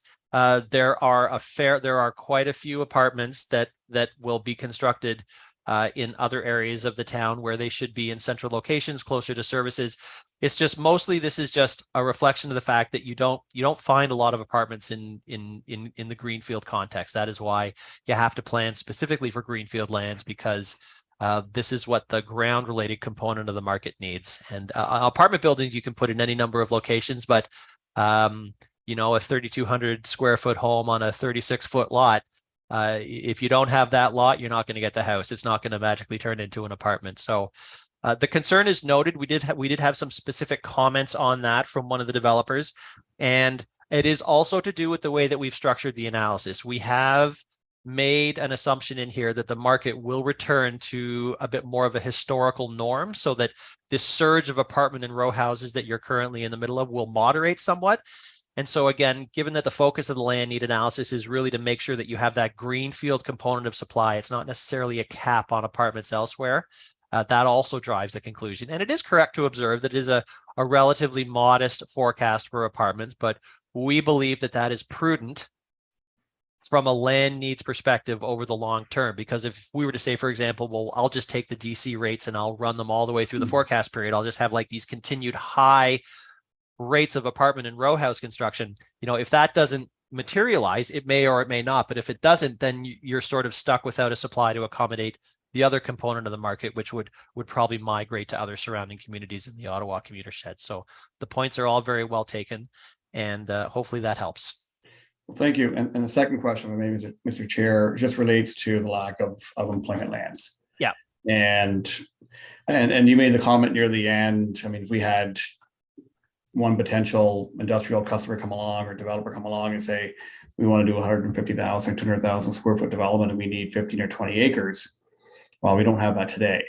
But even in our planning, I think it's important that we look beyond the potential need for 13 hectares, or I think somewhere around 30 acres, recognizing that we could have one initiative come along that could consume all or most of that.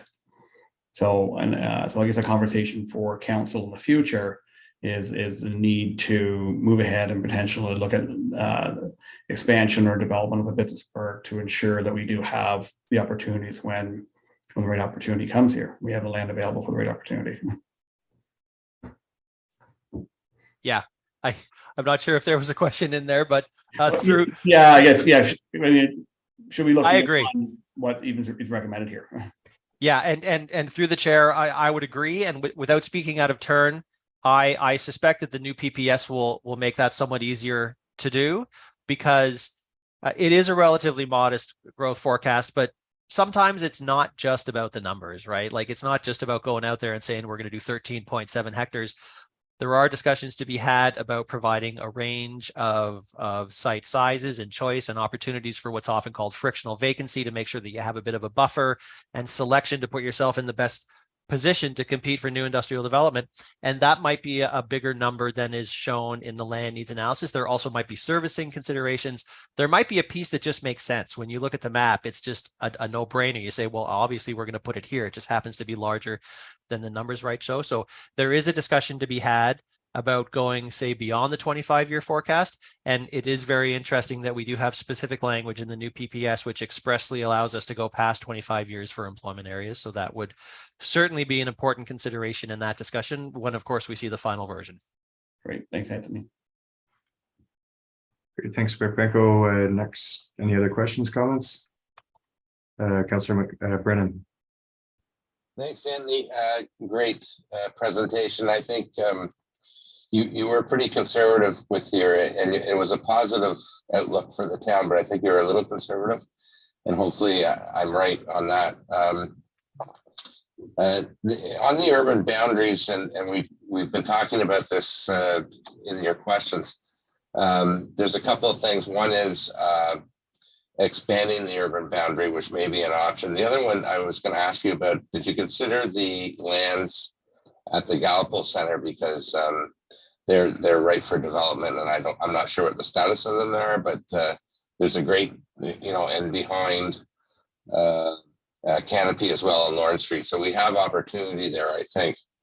And the other thing I want to mention is the employment survey is a great idea, but I support what staff are recommending here. You've put a year into this, and you make great recommendations. So those 2 points, the outside of our boundaries and the Gallipo Center. Okay, thank you for that. And through the chair, Carl, you can correct me here, but the short answer is that we've not considered the Gallipo lands. We've not considered anything in the reserve, because our understanding is that the trigger for that to enter the discussion is that a need be identified for some type of urban expansion.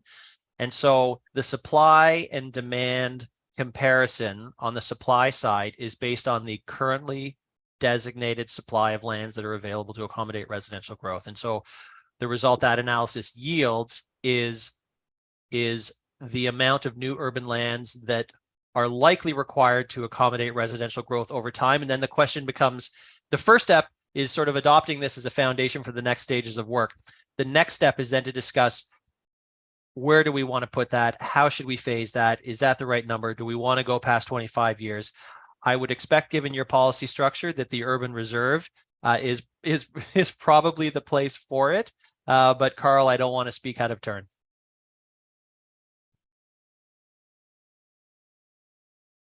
Senior Planner Grinke. Thank you, Mr. Chair. Yes, to confirm Councillor Brennan's inquiry, yes, the Gallipo Center lands and the areas along Lawrence Street are within a development reserve. They're not currently designated for urban development. So through this update process, council can certainly look at opening these lands up for development or somewhere else in the town, but based on the development reserve that's intended for just this point we are right now, then I expect that that'll be a focus of the conversation at the next stage of the official plan update. Great, thanks, Carl. Any other questions, comments? Councillor Robinson. Thank you. I don't have any questions. Any that I had have been pretty much answered.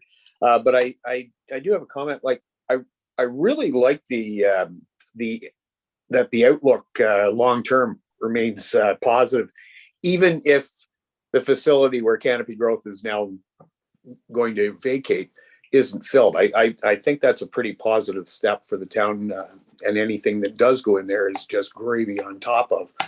And that growth in all the sectors is expected, and I love the fact that we're going to have to look for more land for development, because that means we're growing, And instead of being a dying community, the outlook looks positive. So that's all I had to say. Thanks, Councillor Robinson. Councillor Quinn. Thank you. And I also feel that most of my answers have been, or most of my questions have been answered. The idea of redeveloping malls, that's really intriguing to me. It really is. Because malls have become a, sort of that thing of the past. So now you're giving it a whole new life, a new idea, something else that could happen there. That really intrigued me. And you're right. Smith Falls is growing, and we're a very positive community. And you've given us a lot here to work with, a lot to think about, and I have to thank you for that. Thank you. Thank you. That's nice. Thank you. Thanks, Councillor Quinn. I'll make a few comments and then we'll do round two. I really enjoyed reading this report. It was a little bit challenging from a non-planner perspective. There's a few pages I had to go through a couple times to try to figure out, but it was a great read overall. I'm really excited about the 15-minute city, 15-minute community idea that's coming up in here. I'm really happy to see the mixed use being brought up where, you know, we've got this underused space at a mall. How could we incorporate residential into that? That's not only going to feed business to the mall, but also meet these goals without creating sprawl and that kind of low density stuff. I think of all the development we've been having on Lombard. We've got so much commercial going out there, and as the report shows, we've got this huge amount of commercial land still. But when we've got these shortages of residential, why can't we be putting some residential above some of this commercial and creating a tighter, just a more complete community where you can do your shopping and live in the same place. One thing I take issue with is the commuting, where it says that Ottawa, Carleton Place, and Perth are commuter destinations, expecting great job growth, and it's going to lead to growth in Smith Falls because people commute there. And I understand why the city of Ottawa would have that. I don't understand why Perth or Carleton Place would be in a different category than Smith Falls, or competing, you know, having more growth per capita than Smith Falls would. And I was hoping somebody could elaborate on that side of it. I'm happy to speak to that. Good evening, the council, and through the chair. One thing that we've been able to observe is what I call the phenomenon of spatial dynamics and spatial economics. And what we've seen over the past decade or 2 decades is that things kind of move their way down the highway in a bit of a logical fashion. So Carleton Place started to boom, and then in following suit in that, Arnprior came online. We're seeing a big boom in Kentville, and we think the next town to start booming is going to be Smith Falls. That's why the outlook, I think you've heard Anthony say, is prudent but positive. And I expect if the trajectory of spatial dynamics continues in the way that we continue to see it unfolding in this region, that Smith Falls will see increased activity over a period of time, which is very, very exciting for the future of the community. So we're just on the cusp of the next big wave, and then I'm quite excited about a future wave to then come on as well. Thanks, Rory. So that makes sense for the Ottawa, but when we talk about Carleton Place and Perth, is that because they're closer on the highway, or what is it about the projections that is saying that those would be commuter destinations or major centers like that?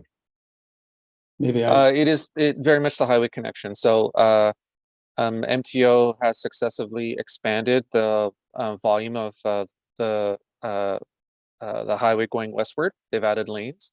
As we have seen, those lanes fill up with more and more commuters, given the opportunity to live a little bit further, be able to make a purchase and then commute in. And so it's not surprising that there is this interrelationship between that infrastructure investment and the patterns of growth. Highway 7 has been upgraded into Carleton Place. It's totally different than it was before. And so, we know that there are these other influential factors. Smith Falls, I will argue, has outstanding quality of life and differentiating factors than those other communities, and will be able to continue to draw and attract residents because of its wonderful qualities. Thanks. And two more comments on my part is the 58,000 square feet of available commercial space downtown. I think I was really happy to see that brought up because it tells me that not only is all of our downtown revitalization efforts an important part of the fabric and cultural heritage of Smith Falls, but it's also really important to our future growth. Filling up that space is filling a need that we need to serve and that we need to plan for, and that is already existing. So it should be easier to unlock. So I appreciated the information on that. Last comment is just on 3.3 at the end of the page, there's an and I think it's just, I don't think there's anything else there, but just if we could get a good read through it to get those typos and grammar stuff cleaned up and get it all fixed up before we put the final stamp on it, I think that would be great. And I think Councillor McKenna's got round 2 of comments. Thank you, Mr. Chair, but my question was around the impact of Ottawa, and that was well discussed. Thank you. And I too just want to lend my support for the staff recommendation option 1, that we do indeed receive this report, and it becomes an integral part of our updated plan. Thank you. Great, thanks, Councillor McKenna. I'm seeing nodding heads. Are there any final questions, comments, Mayor Panko? Yeah, thanks. Just back to Anthony, Mr. Chair. Just with the growth in population, obviously there'll be a need for additional schools. So within the institutional analysis, were schools, the need for additional schools accommodated? Yes. Can you hear me? Yes. I've got a weird thing going on here. Yes. When we sort of went over this a bit quickly, and it's explained more in the report, when we talk about that net to gross adjustment, it includes a lot of the uses that would typically be accommodated within new residential communities. So when we talk about the need for institutional uses, it's a bit of a two-pronged issue. Some of that need will be met through the normal course of secondary planning for new residential communities, for example. Like if you think of preparing a secondary plan for phase 1, which would be 100 acres out to 2046, there would need to be consideration for school needs and, and infrastructure and commercial. So part of that need can be accommodated just in the normal course of planning for new areas. But part of that need can also be accommodated downtown in the targeted growth areas. And you can see a lot of smaller medical clinics and learning centers like Kumon. You see a lot of that type of use scattered throughout older sort of strip commercial areas and some of the arterial road commercial areas. So to the extent that there is maybe an opportunity to rationalize the commercial supply, maybe have a bit more mixed use, higher density development enter the equation, institutional uses, including schools, can certainly be included in that discussion as well. Maybe it wouldn't be a standalone school. It would probably be something a bit more specialized, but that is how that need would need to be met. And that's an issue that is going to be addressed through the OP update, is how do we want to strike that balance? And what kind of strategy do we want to have for institutional uses overall? Some consideration might be given to allocating a large piece of institutional land in case a large user comes along as part of the market readiness strategy. But we're getting ahead of ourselves a little bit now. That's for the next stage of analysis, but it would be a combination of new areas, and to the extent that it fits and it aligns with maybe what we hear from the public, maybe through some intensification as well. Okay, thank you. Great. So seeing no further questions, comments, I think everyone's in agreement with the staff recommendation. Thank you everyone for joining us tonight, and I appreciate taking the time to get into it with everybody. So great conversations. Thanks a lot, Carl. With that, we'll move on to 8.2, award of tender, purchase of single axle plow truck with Director McMahon. Thank you, Mr. Chair. Yeah, the report I have in front of you this evening is with respect to the purchase of one single axle plow truck, fully outfitted with plow and wing and sander unit and so on. On April 27th, the Public Works Department advertised a tender for said piece of equipment, and we closed on that tender on Thursday, May 18th. So the tender was posted for about 3 weeks. We didn't have a great response to the tender. We had one bid submission, but if members of council that were on previous term, if you remember, when we went out for tender for our last plow truck, we had 2 bid submissions. We had ELP Inc. Incorporated, which were awarded the contract for the previous truck purchase, as well as Freightliner out of Cornwall. This time around, we had ELP bid, and they were the sole provider to submit a tender proposal. If approved by council, the plow truck will replace a 2008 International single axle plow truck that we have in the Public Works Department, and it's currently about 15 years old. Delivery of our new plow truck is slated for in and around April 30th, 2024. So we wouldn't see it for this upcoming winter season. However, the last plow truck we ordered, it was well over 1.5 years before we got it, and we didn't get it until this past spring regardless. So it's taken some time to build these trucks. There's still supply issues with certain parts and what have you. The prices have gone up substantially, and we knew that when we closed on our last truck, when we took delivery of it back in the spring. That ELP were telling us, should we go back out to tender for another truck, we'd be looking at a significant increase. And we based our budget numbers on that. We put $360,000 in the 2023 capital budget, knowing the price would come in and around there. And lo and behold, the price came in at $354,000 and change. With net HST, we're just marginally over the 360 by 700 and some odd dollars.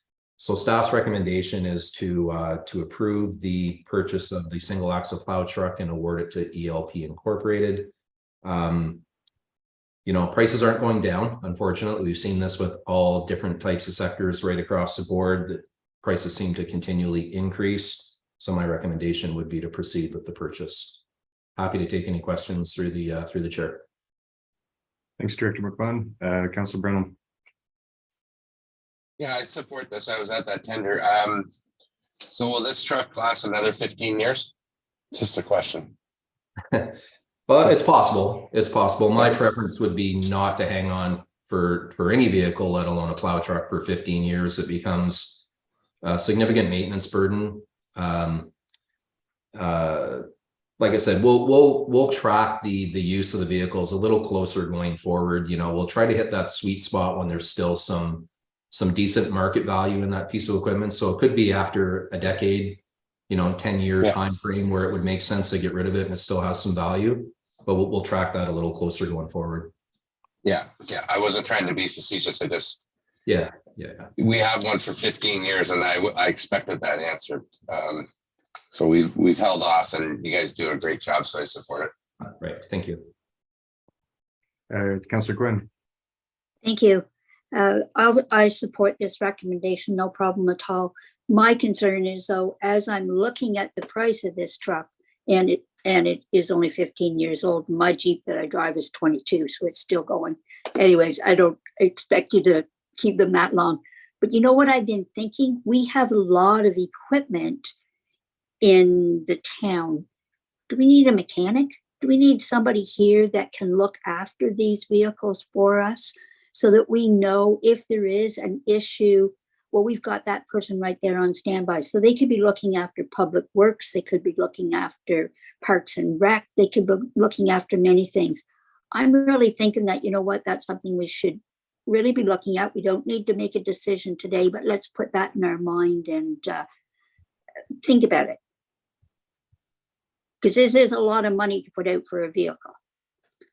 So they need to be well maintained. Anyway, just thought.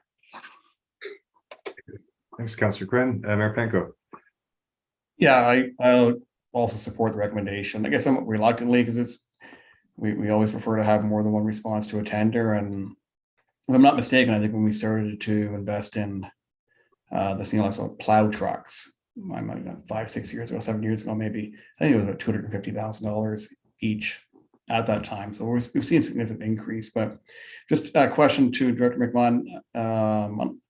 Correct me if I'm wrong, but I believe we're doing rust proofing on all of our fleet every year to try and make sure that we do get the proper life out of them, look after them? Yeah, through the chair. So the pickups that we're leasing through Enterprise, they're coming in and as they're hitting the road, we're getting them fully crowned. Not just the undercarriage, but a full crown application for the whole vehicle. Now, the idea there is that when we flip and turn those vehicles over, say after 5 years through Enterprise, that we can market them as such that they've been crowned, and hopefully we get a premium dollar for them, understanding that the mileage should be relatively low. And we'll do the same with our plow trucks too. The undercarriage gets crowned as well. So we need these to last as long as possible. However, there is that sweet spot where they still have market value that we should be considering getting rid of them at that opportune time. Okay, thank you. Thanks, Mayor Panko, and Councillor Robinson. Thank you. I'm glad to hear that you're crowning the vehicles, because especially with a plow truck, because the amount of salt that would get up underneath those things would be phenomenal. And I'm in support. We need it, and don't like the price, but that's what we got to pay. So anyway, I support it. Thanks, Councillor Robinson. Director McMahon, I just had one question on, are you aware of any tenders that had other bidders come in the same price range in the last 6 months or so? Or like, do we know, like this is the right price for what it's worth right now? Yeah, just bear with me here just a second. What I can say is the tender that we closed on for the previous truck we purchased, where we had ELP bid and Freightliner was just a touch under 300,000, whereas ELP came in at 264. So at 254, we're about $90,000 more, about 35% increase from what we paid a little better than a year and a half ago for the same truck. I think our best value is ELP.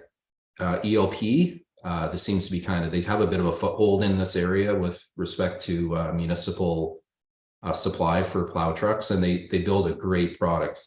Public Works is really super happy with the truck that we purchased. It has, I forget the name of it, but we're able to swap out the sander unit. It's a roll-off unit, take it off, and then we put a conventional dump box on the back. So it makes that vehicle very versatile for both summer and winter operations. So kudos to my staff for speccing it out as they have, because it's not something that is just out there for winter control operations and sits in the yard the rest of the time. So my thought would be that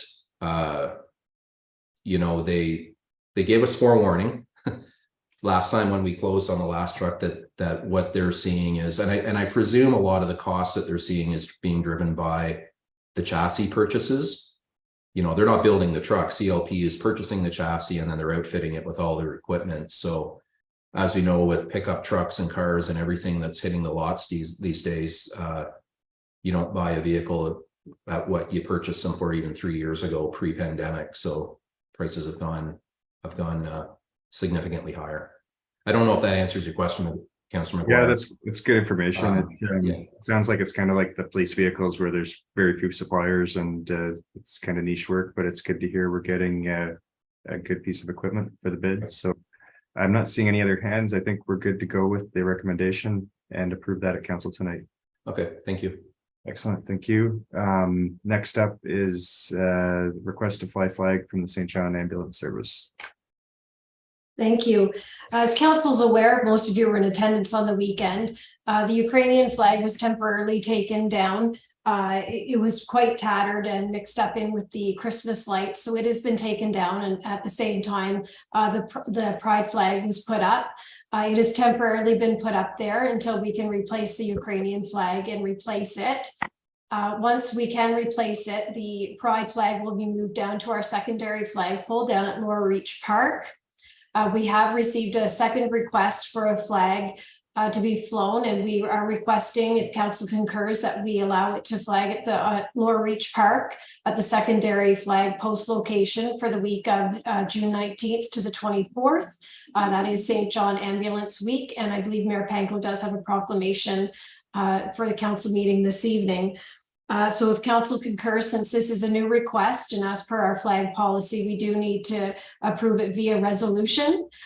So we will fly that flag for that week, and then we will put the pride flag back up on that flagpole for the remaining week of June.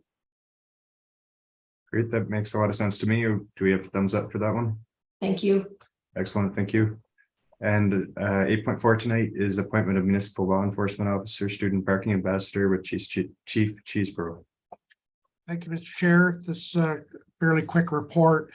Back in 2022, in preparation for the 2023 budget, a student allotment was provided for the bylaw department. The current recruitment of the student parking ambassador to seek approval and bring forward a bylaw to officially appoint Rory Bullock as a municipal bylaw enforcement officer. As part of the duties of the student parking ambassador is to enforce the parking bylaw. Section 15 of the Police Act provides council of a municipality may appoint persons to enforce the bylaws of a municipality, and such municipal law enforcement officers are peace officers for the purposes of enforcing the municipal bylaws.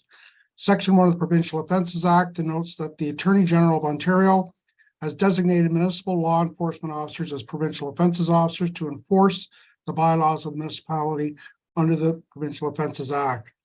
Funds were included in the 2023 budget to hire a parking ambassador to assist in the educating community members and visitors and to enforce the provisions of the bylaw as it relates to the downtown core. This also frees up the current officers to provide animal control and property standards, which seem to be on the rise lately. The position is at 35 hours per work week, Monday to Friday, for a 16-week period. The recommendations that council bring forward a bylaw to appoint Rory Bullock as a municipal law enforcement officer to fulfill the duties, part of his duties as the town's new student parking ambassador for the town of Smith Falls. That is my report. Great, thank you, Chief. I think we've got thumbs up for this one too. Excellent. So we'll see that, I believe, at council later tonight as well. Thank you. And that brings us to 8.5, our committee appointments. And we have two, and I don't remember the names. Thank you, Mr. Chair. So I do have two appointments being brought forward this evening. The first is Kristen Storms to represent the DBA. As what she will be replacing Julie Chagnon, who was appointed as the representative. However, Kristen Storms will be taking over that representation. I believe she's from the Craft Witch in the downtown core. The second is for the Accessibility Advisory Committee, and it is recommended that council formally appoint Debbie Small to the Accessibility Advisory Committee for the remaining term of council. Great. Thank you. It's excellent to get more members on our committee. Thumbs up. So we'll bring that to council tonight too. Thank you. And with that, just before 7, we'll take a motion to adjourn.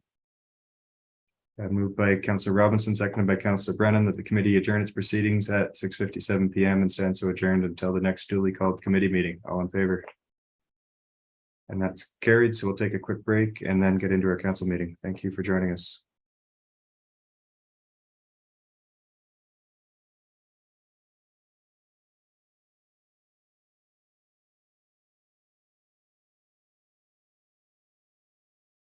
If everybody wanted to take maybe a couple minutes, we'll just start maybe in 5 minutes.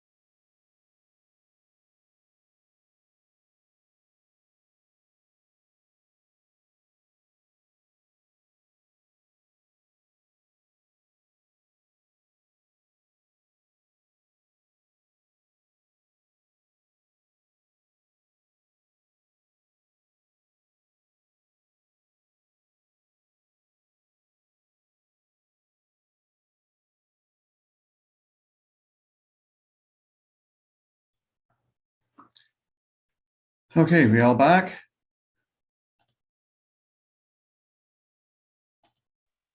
Well, I am, Okay, that's important. but it just says Smith Falls Town Council will resume shortly. Yeah. Yeah, I'm here. I don't see if Carrie's back yet. Yep, I'm here. Okay, I'm just following up with Sean right now to make sure he's ready. sure. Okay, excellent. Oh, he's ready. Okay. I think we're back rolling here. Welcome back to this meeting of Smith Falls Town Council from Monday, June 5th. We have regrets today from Councillor Jennifer Miller. I'll open the meeting with our land acknowledgement. On June 5th, 2023, we acknowledge that the sacred land in which Smith Falls is now located has been a site of human activity for over 10,000 years and is rich in Indigenous history. This land is the ancestral and unceded territory of the Algonquin and Anishinaabe Nation. We're grateful to the Algonquin ancestors who cared for the land and water in order that we might be here today.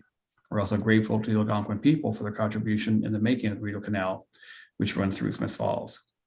We're mindful of broken covenants and the need to reconcile with all our relations. Together, may we care for this land and each other, drawing on the strength of our mutual history of nation building through peace and friendship, and be mindful of generations to come. I've got a couple of announcements today. One, regrettably, our citizens will notice that the flags at municipal buildings have been lowered to half-mast as the town mourns the loss of our former fire chief, Joel Gorman, who died on June 2nd at the age of 68. Chief Gorman's dedication to the fire service and our town was very admirable, very much appreciated for over 35 years. We're grateful for his dedication and his leadership. And of course, the sympathy goes out to his wife, Debbie, and his family, and the whole Gorman family. And we thank them for really, I guess, their years of being there supporting Joel as he raced to emergency scenes and other fire service through some challenging times. But again, appreciation to Chief Gorman and all the respect to him and his family.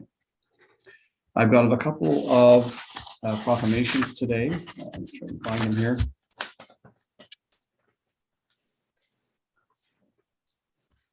The first is Seniors Month, June 2023, where Seniors Month is an annual nationwide celebration where seniors have contributed and continue to contribute immensely to the life and vibrancy of this community, whereas seniors continue to serve as leaders, mentors, volunteers, and important and active members of this community, and whereas their contributions past and present warrant appreciation and recognition, and their stories deserve to be told, whereas the health and well-being of the seniors is in the interest of all and further adds to the health and well-being of the community, whereas the knowledge and experience seniors pass on to us continues to benefit us all.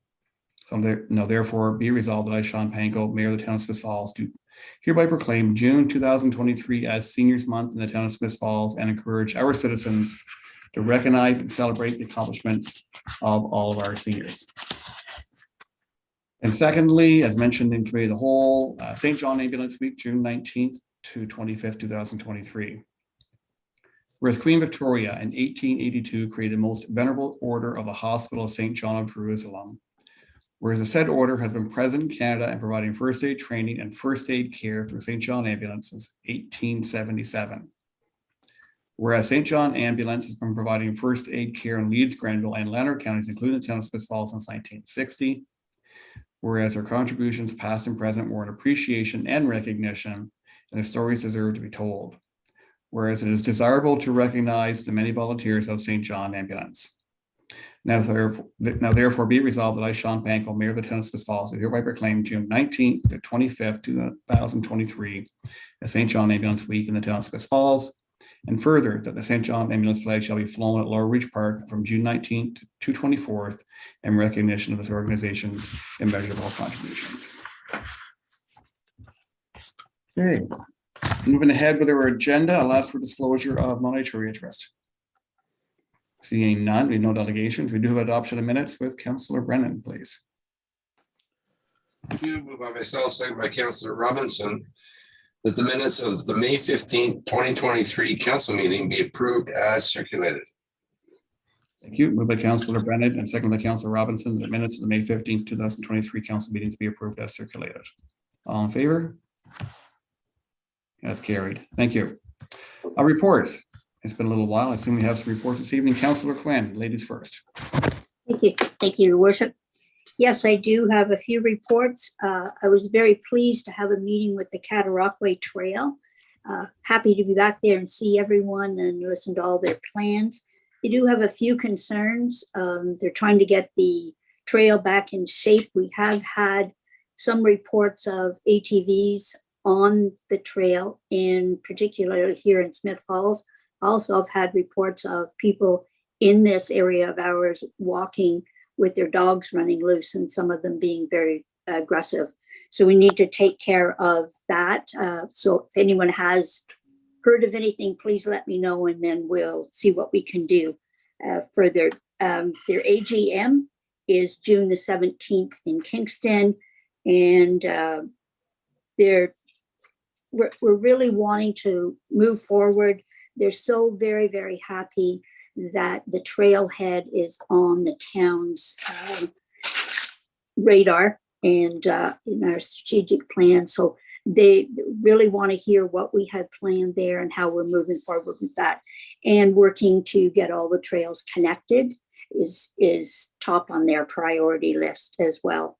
I had a meeting with Real, and of course that store is very busy, and they're looking at new ways of promoting themselves. They're doing a lot of pictures, marketing online, making people understand and realize the great deals that they do have there to offer. And they are having their AGM on June the 21st. Some of the topics that are going to be discussed at that time are green spaces, running a not-for-profit, home energy audit, community like evergreens and wetlands, and the store and what the store is offering.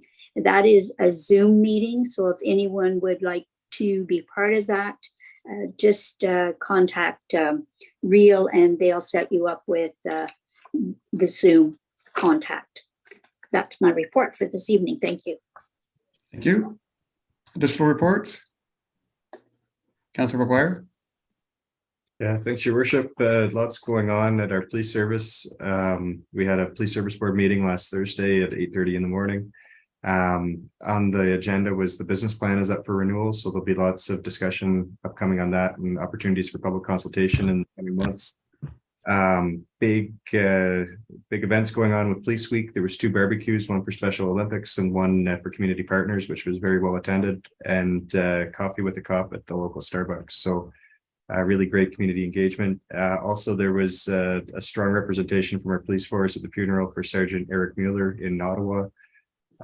It's sad that they had to go during Police Week, but it was a strong attendance, and it's online for anybody that would like to watch. There's some good speeches. There was a bike safety rodeo with the Kinsman Club May 27th at the Jerry Low Rink, and Staff Sergeant Tom Blanchard has retired with 25 years of service at the Smith Falls Police Force. And there's a really nice post dedicated to him on the Facebook page. Lastly, with the Special Olympics last weekend, they had over $17,900 raised between the voluntary toll, the run, and the fundraising at Canadian Tire on Saturday. So great work from our Special Olympians and our police force matching up to raise money for the cause this weekend. Thank you. Additional reports? Yes, Councillor McKenna.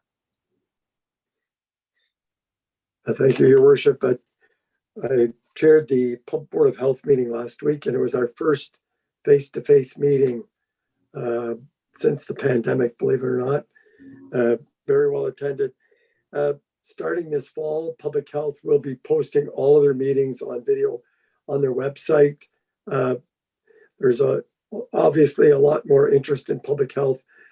During the height of the pandemic, they were getting millions of hits on their website.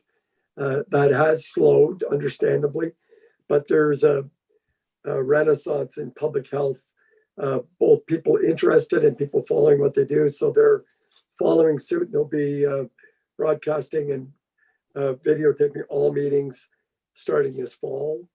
I also attended, along with you, Your Worship, Planet Youth Lanark County, very interesting discussion on a very health promotion focused event, looking at over, let's say, 10 to 20, 30 years on changing the habits of young people so that they promoting a much healthier lifestyle.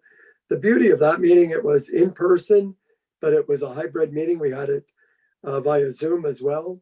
So we had guests from Iceland, guests from Vermont, as well as guests from across Lanark County were present. So if you go to Planet Youth Lanark County website, that meeting is on there. Very, very fascinating information. And of course, I think I'll leave it to you, Your Worship, to talk about the wonderful Pride event that we had on Saturday. Thank you. Thank you. Anything further? Okay, I've got a few of my own. As Councillor McGuire mentioned, we had I Coffee the Cop. I went to participated there during Police Week at Starbucks. So thank you to Starbucks for arranging and supporting that, to our police service for having a great presence with the community. On May 17th, with a number of members of council, I attended the grand opening of the Artisan Village. Thanks to Michael and Brian Adams for their new initiative in town. I think it's going to be a fabulous opportunity for artists and artisans and crafters to have a place to collaborate and share and sell their wares. And of course, the farmers market, which is planned to be will be starting there, I guess, weather permitting, this Friday. It was scheduled for last Friday, but the weather leading that to a cancellation. On the 18th, I participated in the unveiling of a beautiful new stone mosaic, and I'm not sure how well you can see this, but that is a new stone mosaic that is visible in our town square. This initiative is designed and built with collaboration from our community. It stands as a constant reminder on the issues of gender-based violence and honors both victims and survivors of gender-based violence. And of course, our deepest gratitude to Lanark County and Rural House Redefine Arts for this really deeply meaningful piece of public art. The same evening, again, with a number of members of council attending, I emceed our annual Volunteers Awards night. And this is the first time we're back in person since 2019. And it was a wonderful ceremony. Congratulations to John Wanless for receiving the Municipal Volunteer Award, Patricia McDougall for being the inaugural recipient of the Good Neighbor Award. We had Graydon Johnson Watkins and Ryan Collins for being recognized as their outstanding youth and receiving the Brooke and Brittany Henderson Award for Youth. And finally, certainly crowd favorite and town favorite, Robbie Hall, who was recognized for his outstanding contribution to Special Olympics and so much, pretty much everything in our community that happens that needs a volunteer. Robbie is there and being awarded the Charles Gilhooly Award. So it was a great evening, great to see members of our community recognized for their outstanding contributions. May 23rd, I attended the regular meeting of the Board of Directors of the Portsmouth Smiths Falls District Hospital. And as many know, or maybe wondering what's going on, work has begun on the extensive renovations needed to accommodate the new MRI. And because these things are so big and so heavy, it's not something you can just bring in the hospital and carry down the stairs or bring it down an elevator. They're actually having to open up the ground floor of the building in order to be able to bring the MRI unit in. So it should be up and operational by this fall. It's a $6 million initiative. The Hospital Foundation has launched a fundraising campaign. And as many people are aware, or all of us should be aware, the province does not, it may pay the operating costs for an MRI. It does not pay for the capital cost of purchasing an MRI. So it's a very important piece of equipment. It's going to really contribute to healthcare in our community. It's something that doctors have long wanted in our community. It will reduce wait times. It will save members of our community from having to go further, Ottawa, Kingston, or beyond in order to get an MRI. So it's an expensive piece of equipment, and when the foundation comes asking, I hope that the people of our community who can afford to support this will do so. And the way I see it, there's 60,000 people in the catchment area, and that's about $100 per person for lifetime access to an MRI, unlimited access to an MRI. So I think it's a great initiative and one we should all be out there doing what we can to support it. As mentioned, May 24th, we had our Police Services Board meeting. Councillor McGuire covered that. Also on the 24th, the regular meeting of the RVC Board of Directors, nothing to report from there. May 27th, along with some other members of the community, attended Porch Fest. And just want to put my gratitude out to the organizers, Pat Maloney, all the artists, and second year for this initiative. It was a fabulous event on a beautiful day, extremely well attended, and it's a great concept. I know that's gaining traction and will, I think, put some pressure on the organizers to maintain it. It's so much fun, so entertaining, a great opportunity for those entertainers to share their talents with their community. May 30th, I was fortunate to attend the National Prayer Breakfast with Terry and Jordy Wills at the from Wills Transfer in Ottawa. It was a early morning start. It started at 7 in Ottawa, but both the Prime Minister and Leader of the Opposition, as well as Leader of the Green Party, all had an opportunity to speak. It was a very well attended event, and something which, again, I think back in person. It was in person last year, but had taken a hiatus before that. May 31st, last Wednesday evening, myself and some other members of council again attended info session at the Station restaurant for the Falls Food Hub. This initiative is coming along very well, and they've got a location nailed down, just negotiating terms of a lease, and working on some fundraising to pay for the retrofitting of this space into a new food hub for our community. So excited to learn more about that as we move ahead, and we'll be sure to share details with council and the community. And then, as Councillor McKenna mentioned, we had the unveiling of the Rainbow Crosswalks at Beckwith Church on the weekend. And firstly, my deepest gratitude to Director McMahon and the staff that were out there, I think in 35-degree temperatures, painting those crosswalks last Thursday. Intensive heat, but a very impressive outcome, and an event that was so well supported by the community the weekend. It was overwhelming to walk up and see so many people there, and so much joy. And for so many people, I think it was sort of that coming of age moment that our community continues to progress and make sure we are known as a community that is welcoming, considerate, inclusive, a community that works for all of our citizens. So it was a very exciting moment, and I'm glad for all those who attended on the weekend. And that's it for my reports. We have some bylaws. Our first is with Councillor McGuire, please.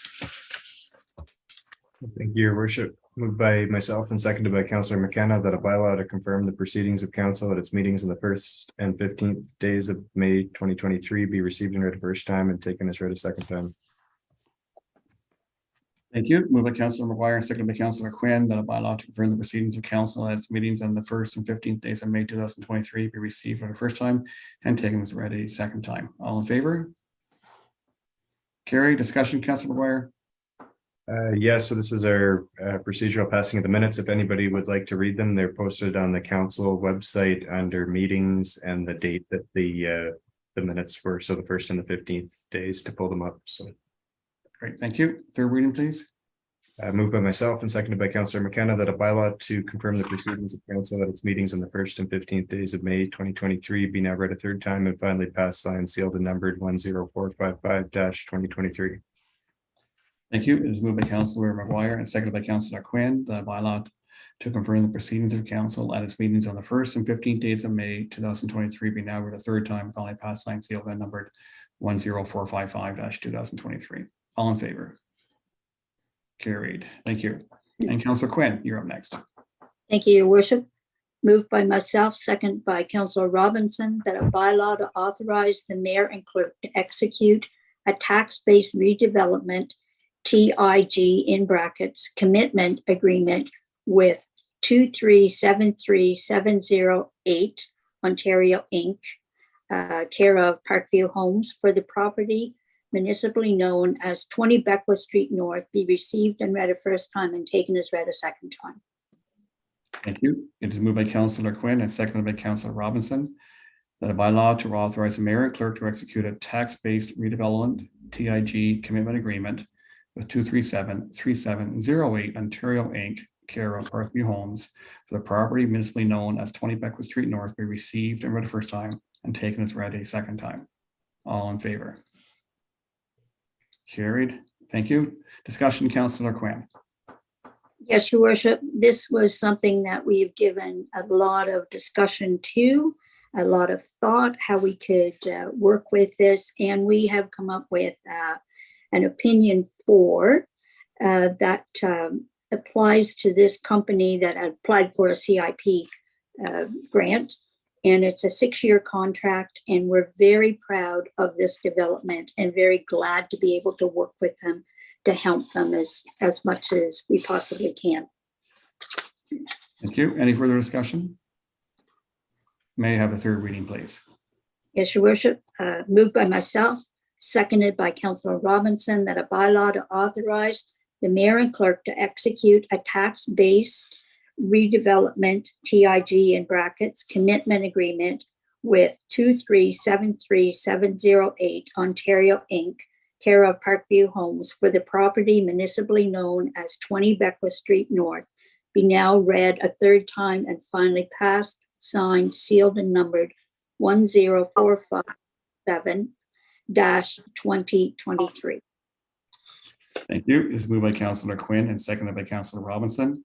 That a bylaw to authorize the mayor and clerk to execute a tax-based redevelopment TIG commitment agreement with 2373708 Ontario Inc., care of Parkview Homes, for the property municipally known as 20 Beckwith Street North, but now read a third time and finally passed, signed, sealed, and numbered 10457-2023. All in favor? That's carried. Thank you. Next up, Councillor McKenna, please. Thank you, Your Worship. Moved by myself and seconded by Councillor McGuire, that a bylaw to adopt the terms of reference for the Smith Falls for All Committee, which supports equity, diversity, and inclusion in our community, be received and read a first time and taken as read a second time. Thank you. It is moved by Councillor McKenna and seconded by Councillor McGuire, said? Yes. Yes.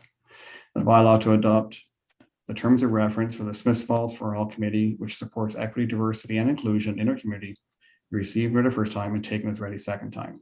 All in favor? Carried. Thank you. Discussion, Councillor McKenna? Yes, Your Worship, this is, I guess, an evolving committee. In the previous term of council, there was an anti-racism committee, and that did some wonderful work.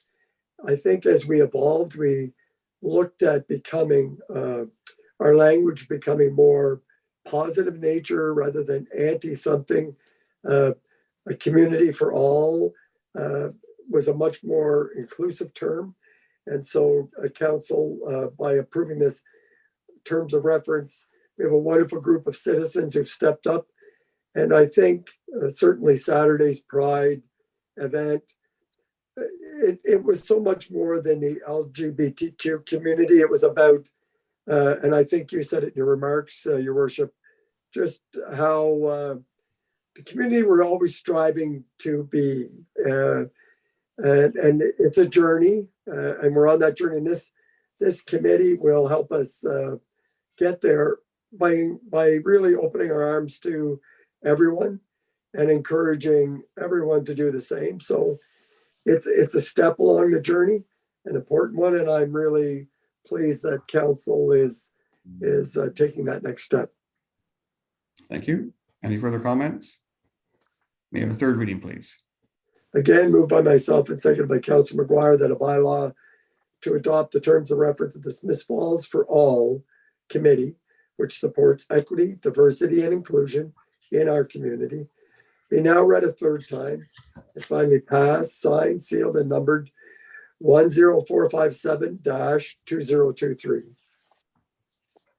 Thank you. It is moved by Councillor McKenna and seconded by Councillor McGuire, that a bylaw to adopt the terms of reference for the Smith Falls for All Committee, which supports equity, diversity, and inclusion in our community, be now read a third time and finally passed, signed, sealed, and numbered 10457-2023. Before I call the question, I just want to mention to the community, anyone watching, that we will soon be seeking representation on that committee. Look forward to people seeking, submitting their applications and be part of that group.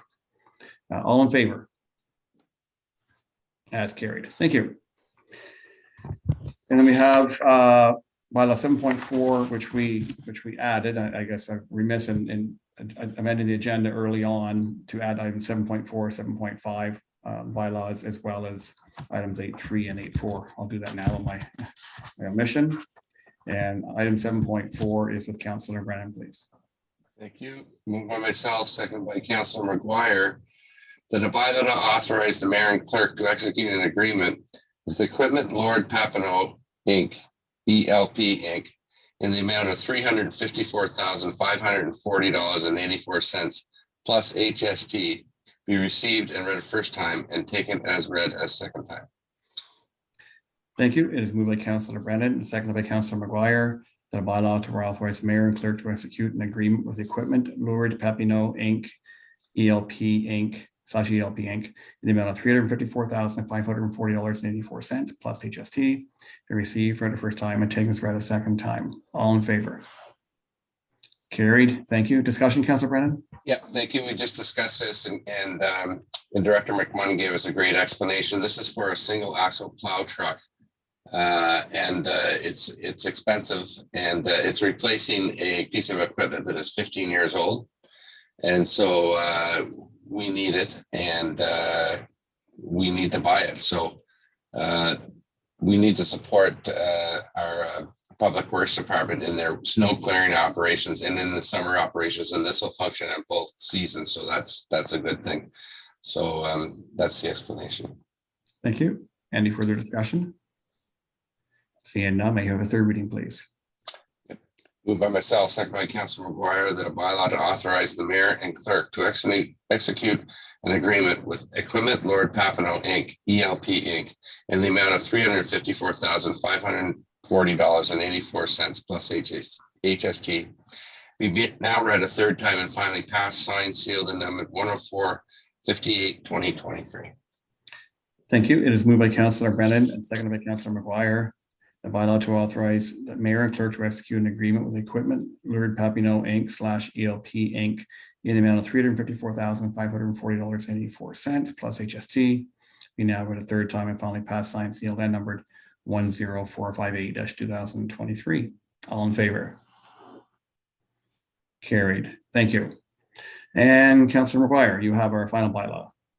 Thank you, Your Worship. Moved by myself and seconded by Councillor Quinn that a bylaw to appoint Rory Bullock as a municipal law enforcement officer to fulfill part of his duties as the town's new student parking ambassador for the town of Smith Falls be received and read a first time and taken as read a second time.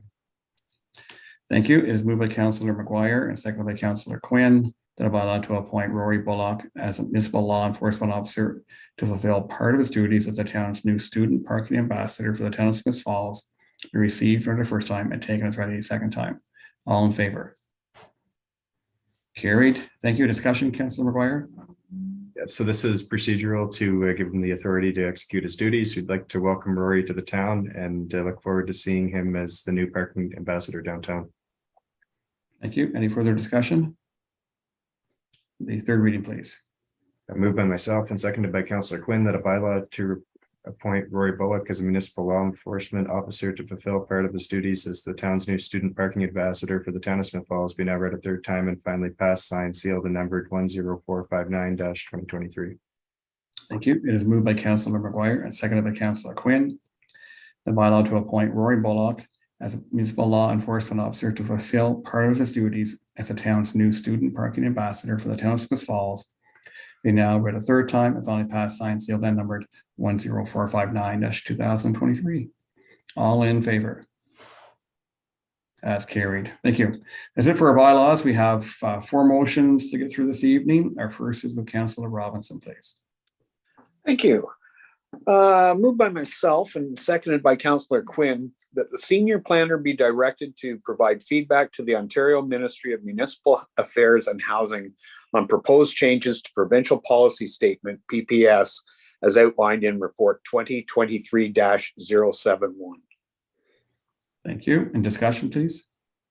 This is in response to the provincial changes to the provincial policies, and it's coming down to the wire in the fall, and we want to get our thoughts for the town included, if possible, to make any changes.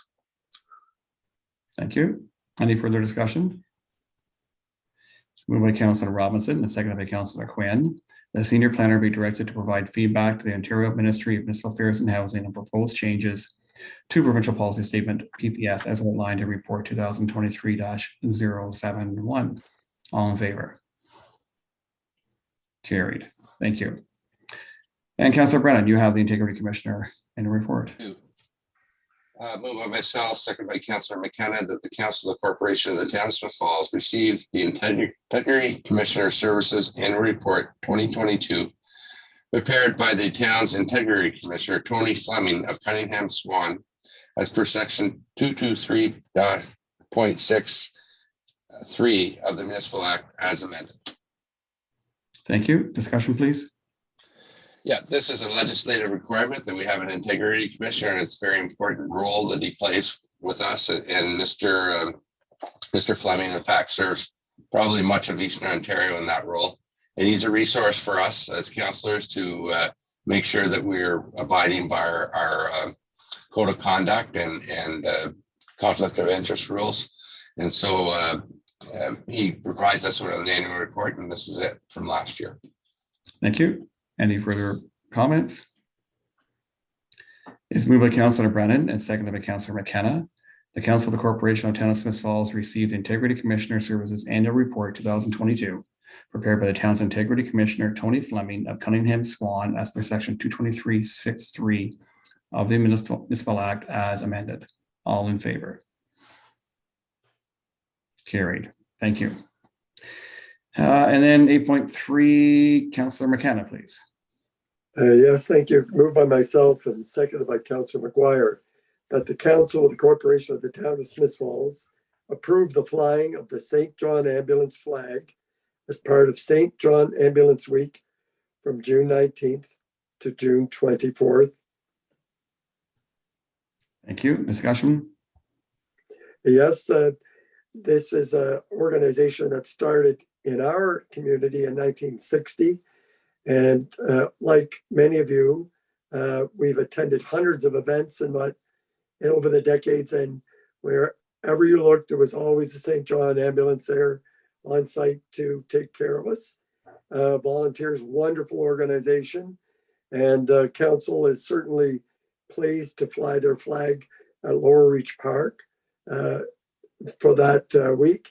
And I think earlier the mayor did make a proclamation to that effect as well. So well done, and thank you, St. John Ambulance. Thank you. Any further comments? It's moved by Councillor McKenna and seconded by Councillor Brennan that Council of the Corporation of Town of Smith Falls approve the flying of a St. John Ambulance flag as part of St. John Ambulance Week from June 19th to June 24th, 2023. All in favor? Carried. Thank you. And our final piece of formal business, Councillor Robinson. Oh, you're on mute, Councillor Robinson. Can't hear you. Sorry. Moved by myself and seconded by Councillor Brennan that the Council of the Corporation of the Town of Smith Falls formally received the land needs study prepared by Dillon Consulting dated June 5th, 2023, and adopt the findings contained therein for inclusion into the updated official plan. Thank you. Discussion, please. Well, we discussed this earlier at the Committee of the Whole in depth and had a very well done presentation given to us. It's to determine how much land we require for future development and for both residential and industrial needs. Thank you. It's moved by Councillor Robinson and seconded by Councillor Brennan. The Council of the Corporation of Town of Smith Falls formally received the land needs study prepared by Dillon Consulting dated June 5th, 2023, and adopt the findings contained therein for inclusion into the updated official plan. All in favor? That's carried. And I want to thank Clerk Costello for reminding me that we had one more resolution with Councillor Quinn. Thank you, Your Worship. Moved by myself, second by Councillor Robinson, that the Council of the Corporation of the Town of Smith Falls appoint the following applicants to various boards and committees for the 2022 to 2026 term of council or until a new appointments are made via resolution. Accessibility Advisory Committee, Debbie Small. Downtown Business Association, Kristen Storms. Thank you, Councillor Quinn. Further comments? I'm very happy to have these people come on board and be part of these committees. That's what we need, is the community involved, and we're very pleased to have them. Thank you. Any further comments? It's moved by Councillor Quinn, seconded by Councillor Robinson. Robinson. The Council of Corporation of Town of Smith Falls appoint the following applicants to various boards and committees for the 2022-2026 term of council until the new appointments are made via resolution. Accessibility Advisory Committee, Debbie Small. Downtown Business Association, Kristen Storms. All in favor? And that's carried. Thank you. Inquiries or announcements? Councillor Quinn. Thank you. One of the things that I forgot about earlier was at the fly-in breakfast yesterday at the Smith Falls Montague Airport. Was very well attended. It was a gorgeous day. And I guess I got there a little earlier than some of my colleagues because I didn't have to stand in line as long to get breakfast. But it was very good, very good. I want to report the Smith Falls and District Arts and Culture are hosting a decade dance on June the 17th from 8 p.m. till 1 a.m. at the Smith Falls Legion. Each hour is another decade of music from 1950 to 1990. Tickets are $20 in advance at the Rito Candy Shop or $25 at the door. Please come out and support and have fun. The other announcement that I have this evening is the Downtown Business Association Night Market is also June the 17th, and it's from 4 till 9. It's in the Rivington parking lot on Main Street West. 2 bands are booked, the Headliner and River City Junction.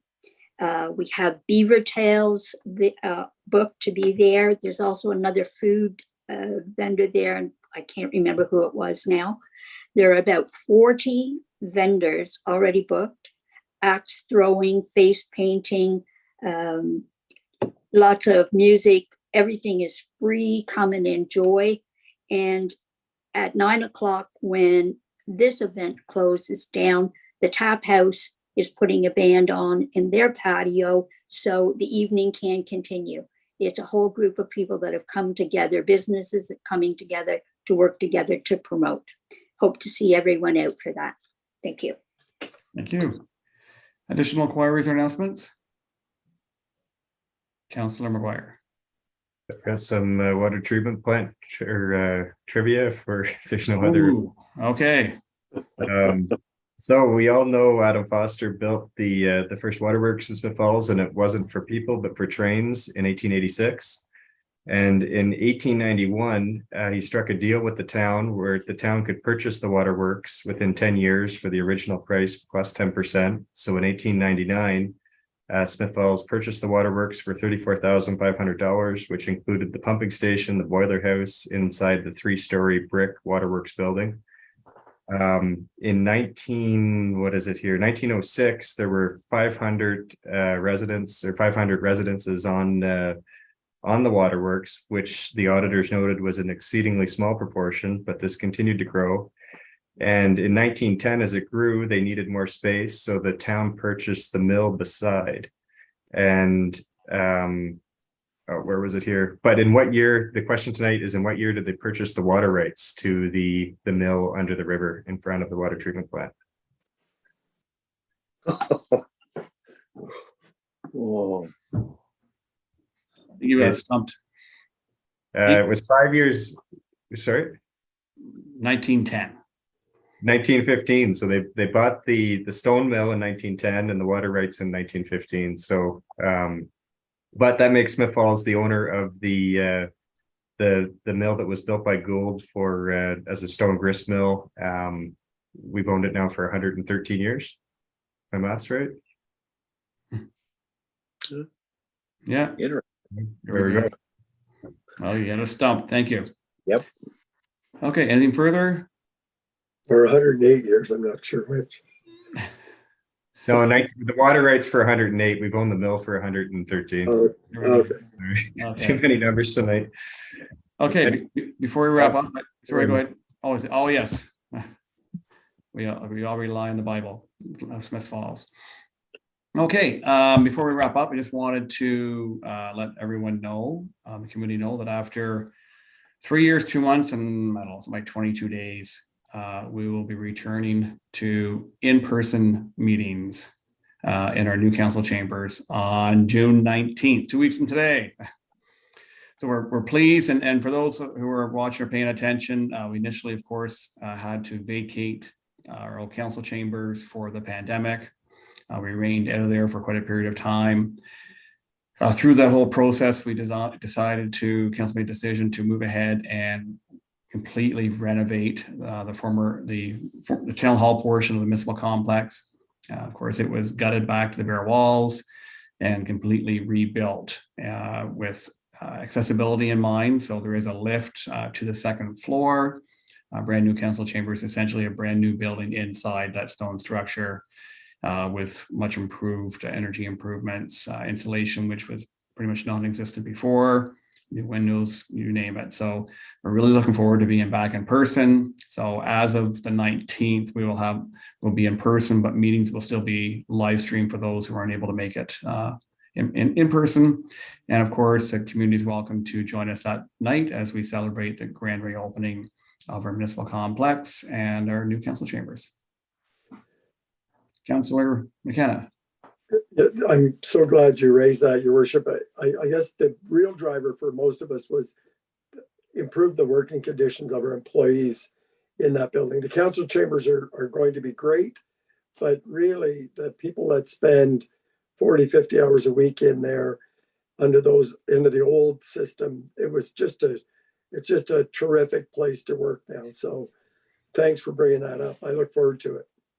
Yeah, and that's phase 3. So I think we're probably done for now. And your point is so relevant, and hopefully it means the end of every staff member having to have a portable heater under their desk all winter long. So great point. Okay, motion for adjournment. I didn't catch who. Okay, I know the name for that. Councillor Robinson. Yep. Motion for adjournment, please. I I need a seconder. Take somebody. Okay. Moved by myself, seconded by Councillor Quinn, that this council adjourn its proceedings at 7:44 p.m. and stand so adjourned until the next duly called meeting of council. Thank you. Moved by Councillor Robinson, seconded by Councillor Quinn. This council adjourns proceedings at 7:44 p.m. and stands so adjourned to the next duly called meeting of council. All in